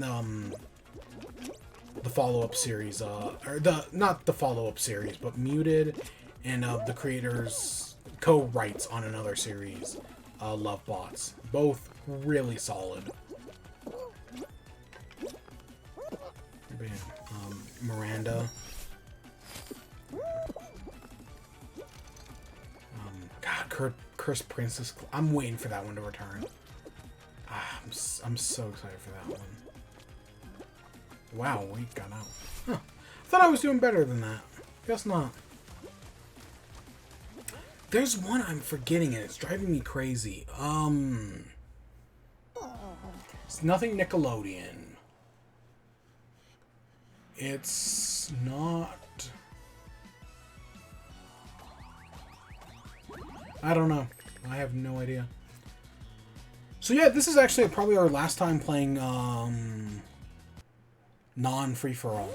Because yeah, free-for-all comes out when? June 21st. So I think that's Tuesday. So yeah, the next time I stream will probably be on Tuesday when Fall Guys Free-for-all comes out. Hopefully, and again, we get the Legacy Pack, so we'll have the new Season Pass and everything, and yeah, I'm really excited. Hopefully it's a lot of fun. I don't know, we got 3 crowns tonight. I know it's nothing amazing. Yeah, it's not bad at all. That's not... You know, they did this whole, like, featured item thing, the, like, guest extravaganza. I think, like, only, like, 2 of the costumes have been interesting. But yeah, I am worried about Fall Guys, but I'm also interested. You know, it's going to be cool to get a new season, but I'm worried how the monetization's going to work. But yeah, we'll see in just a few days. God, the summer's going so fast. And then, hey, Nintendo will have an E3 conference in like 2 weeks. 28th is... Yeah, not the Tuesday, but the following Tuesday. Yeah. Anything else we have to talk about? No, I think that's it. Yeah, we talked about She-Ra for what, like an hour? Yeah, more or less. Yeah, it was the final season. God, I gotta edit videos for the main channel. I haven't done diddly. Yeah. I would love to get the win a game with a party achievement. Because that's the only one I'm missing. I'm only missing a single achievement. Yeah, I'm going to end off here. We will be back tomorrow on Tuesday for Fall Guys Free-for-All. It'll be fun, hopefully. Yeah, with that, I hope you all enjoyed. Stay tuned for more. Until next time. Peace.